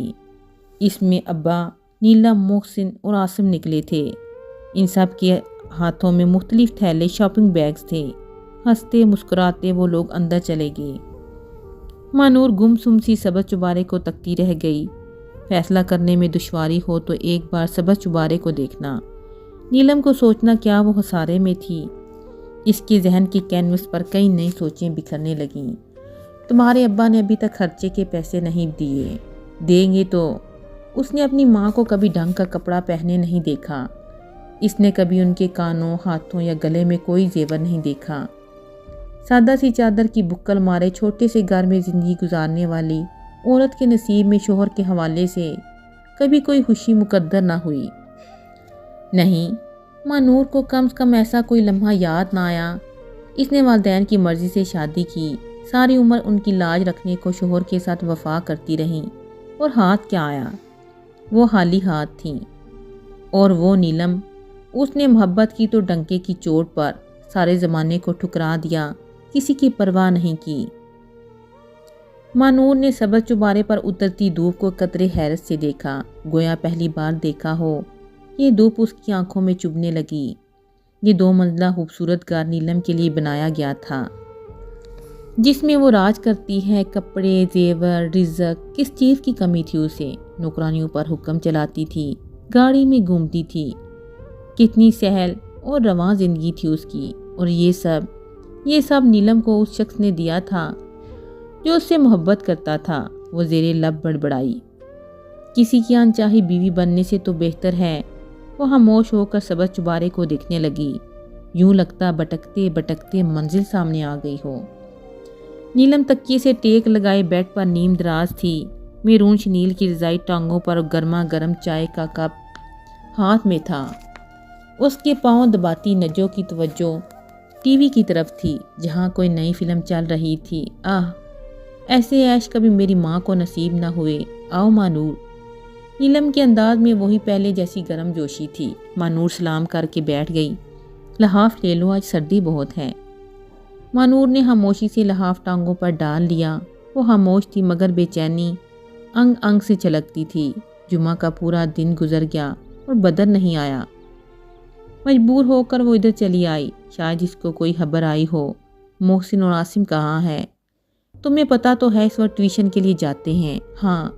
وہ ادھر ادھر دیکھنے لگی، گویا بدر کی کوئی نشانی ڈھونڈنی ہو۔ جاؤ نجو، چائے بنا لاؤ۔ نیلم نے اسے اٹھا دیا۔ فلم انٹرسٹنگ موڈ پر تھی، وہ اٹھنا نہیں چاہتی تھی مگر جانا پڑا۔ تب ہی نیلم نے اسے غور سے دیکھا۔ کیا بات ہے؟ پہلے سے زیادہ کمزور ہو گئی ہو، کوئی پریشانی ہے؟ نہیں، وہ بخلائی، شاید مجھے لگا ہو۔ نیلم نے بات کا رخ بدلا اور ادھر ادھر کی باتیں کرنے لگی۔ مانور کو پھر سے بے چینی نے گھیر لیا۔ آخر وہ بدر کے بارے میں کیسے پوچھیں؟ آپ کے مہمان نہیں آئے؟ آخر اس نے پوچھنا ہی پڑا۔ نجو آ جاتی تو مشکل ہو جاتا۔ کون؟ نیلم چونکی، پھر غور سے اسے دیکھا بدر. جی. اس نے نظریں چرائیں. تمہیں کیسے پتا کہ اس نے آج آنا تھا؟ نیلم کا لہجہ بظاہر سا سری تھا. وہ سنا تھا شاید نجو سے. وہ گڑبڑائی. نیلم اسے غور سے دیکھتی رہی، پھر فلم کی طرف متوجہ ہو گئی. ہاں فون آیا تھا. وہ آج نہیں آ سکا، اتوار کو آئے گا. مانور نے بے اختیار اطمینان کی سانس لی. نیلم نے ریموٹ اٹھا کر فلم کو فارورڈ کیا. وہاں رکی جہاں لڑکی رات کی تاریکی میں ہیرو کے ساتھ فرار ہو رہی تھی. مانور بھی فلم کی طرف متوجہ ہوگی. سین سسپنس سے بھرپور تھا. تبھی نیلم نے آہستگی سے کہا، گھر سے باغی عورت کی کوئی عزت نہیں ہوتی. مانور نے چونک کر اسے دیکھا. بدستور فلم کی جانب متوجہ تھی. گھر سے باغی عورت کبھی معاشرے میں سر اٹھا کر نہیں جی سکتی. معاشرہ کبھی اسے وہ عزت نہیں دیتا جسے اپنے والدین کے گھر ٹھوکر مار کر آئی ہو. کانچ کو کبھی جڑتے دیکھا ہے؟ پتہ نہیں یہ سوال تھا یا نہیں. مانور ڈر گئی. اسے کیسے معلوم ہوا کہ آپ کیا کہہ رہی ہیں؟ مانور نے بمشکل تھوک نکلا. میں صرف یہ کہہ رہی ہوں مانور کہ گھر سے باغی لڑکی کبھی خوش نہیں رہ سکتی. اس کی ساری زندگی ایک خوف کے حصار میں گزرتی ہے. ہوا وہ سبز چوبارے میں بیٹھ کر موسمیوں کا جوس پیتے ہوئے نوکرانیوں پر حکم ہی کیوں نہ چلاتی ہو. ہوا وہ 2 بیٹوں کی ماں ہی کیوں نہ ہو. گھر سے بھاگنے کا تانا زندگی میں کبھی نہ کبھی وہ مرد بھی دے گا جو اسے بگانے کا ذمہ دار تھا. تم جانتی ہو مانور میں کس خوف کا شکار ہوں. اس نے اب بھی مانور کی سمت نہ دیکھا. ریموٹ اس کی انگلیوں میں دھیرے دھیرے حرکت کرتا تھا اور نگاہیں اسکرین پر تھیں. مانور کو لگا کہ اس کا جسم بالکل سن ہو گیا ہے. میں سوچتی ہوں کل جب میرے بیٹے جوان ہوں گے وہ مجھ سے پوچھیں گے، ماں تم گھر سے باغ آئی تھی تو مانور میں انہیں کیا جواب دوں گی. اس کا لہجہ ایک دم بھیگ گیا. تمہاری ماں میں اور مجھ میں ایک فرق ہے، ذرا غور کرنا. اس ایک فرق پر وہ سر اٹھا کر جیتی ہے اور میں شوہر کی ساری محبت پا کر بھی تہی دامہ ہوں. پسینہ مانور کے ایک ایک مسام سے پھوٹ بہا. نجو شاید چائے لائی تھی. پتہ نہیں اس نے چائے پی تھی یا نہیں، اور پتہ نہیں وہ کس طرح گھر واپس لوٹی تھی. واپسی کا رستہ ہمیشہ کٹن ہوتا ہے، مگر طے ہو جائے ضمیر سے بوجھ ہٹ جاتا ہے. میں ہوں مانور اشفاق، اور یہ سادہ سی چادر کی بکل مارے پھٹی ایڑیوں والی عورت عائشہ اشفاق ہے، میری ماں. میں 17 سال کی عمر میں عزت کے بدلے محبت کا سودا کرنے چلی تھی. اس نے 17 برس محبت کے بغیر گزار دیے، صرف عزت کی خاطر. نیلم نے کہا تھا مجھ میں اور تمہاری ماں میں صرف ایک فرق ہے. میں نے یہ فرق جان لیا. میرے باپ نے میری ماں کو بھلے کچھ بھی سمجھا ہو، لیکن اس قصبے کا بچہ وہ جہاں سے گزرے اسے سلام کرتا ہے. راہ چلتے مرد نظریں چکا کر رستہ چھوڑ دیتے ہیں. عورتیں اپنے مسئلے مسائل لیے اس کے پاس مشورہ مانگنے آتی ہیں. شادی بیاہ ہو، خوشی غمی، ہر موقع پر اسے یاد رکھا جاتا ہے. ہاں، اس علاقے کا ہر فرد اسے عزت دیتا اور عزت کی نگاہ سے دیکھتا ہے. اور وہ عورت نیلم جس کا راج صرف سبز چوبارے تک ہے، جس کی طرف ہر گزرنے والا شخص معنی خیز نظروں سے دیکھتا ہے. عورتیں اس گھر میں اپنی بیٹیوں کو بھیجنے سے کتراتی ہیں، اور اس سے ملنے کون جاتا ہے؟ یہی نجو جیسی نکرانی ٹائپ لڑکیاں. اس نے عزت کے بدلے محبت کا سودا کیا، جواباً خوف زدہ زندگی پائی. لیکن اس عورت نے مجھ پر احسان ضرور کر دیا. میں جو وادی پرہار میں قدم رکھنے جا رہی تھی، مجھے اپنے پاؤں کے آبلے دکھا دیے. شاید یہ اس کے اندر کا پچھتاوا تھا. ناصرہ کی ماں مٹھائی لائی تھی. ناصرہ مان گئی تھی. وہ شکر گزار تھی کہ یہ سب عائشہ کے سمجھانے کا نتیجہ تھا. ہاں، جو عورت دوسروں کی بیٹی کو سیدھا رستہ دکھاتی ہو، اس کی اپنی بیٹی کیسے بھٹک سکتی تھی؟ قسمت نے کبھی نہ کبھی اس کا ہاتھ تھامنا ہی تھا. ہوا نیلم کی شکل میں کیوں نہ تھامتی. ماں نور، اندر آ جاؤ، مٹھائی کھا لو. عائشہ پکار رہی تھی. وہ اٹھ کر ان کے قریب بیٹھ گئی، دونوں بازو ان کے گلے میں ڈال دیے. ہاں، کیا ہوا؟ عائشہ حیران ہوئی. نہ جانے کتنے دنوں کے بعد اس نے یوں ماں سے لاڈ کیا تھا. کراچی چلیں؟ وہ اس کی فرمائش پر حد درجہ حیران رہ گئیں۔ میں کالج میں ایڈمیشن لے لوں گی ماں نور۔ ان کی آنکھیں اور چہرہ ایک دم چمک اٹھا۔ تم نے یہ فیصلہ کیسے کیا؟ ماں نور کچھ نہ بولی، خاموشی سے ان کے کندھے پر سر ٹکا دیا۔ کیا بتاتی کہ اس نے ہمیشہ محبت کو اہم سمجھا تھا، مگر آج اس نے کسی کو عزت کے لیے تڑپتے دیکھا تھا، اور آج اس نے سیکھا تھا محبت کے بغیر جیا جا سکتا ہے، مگر عزت کے بغیر نہیں۔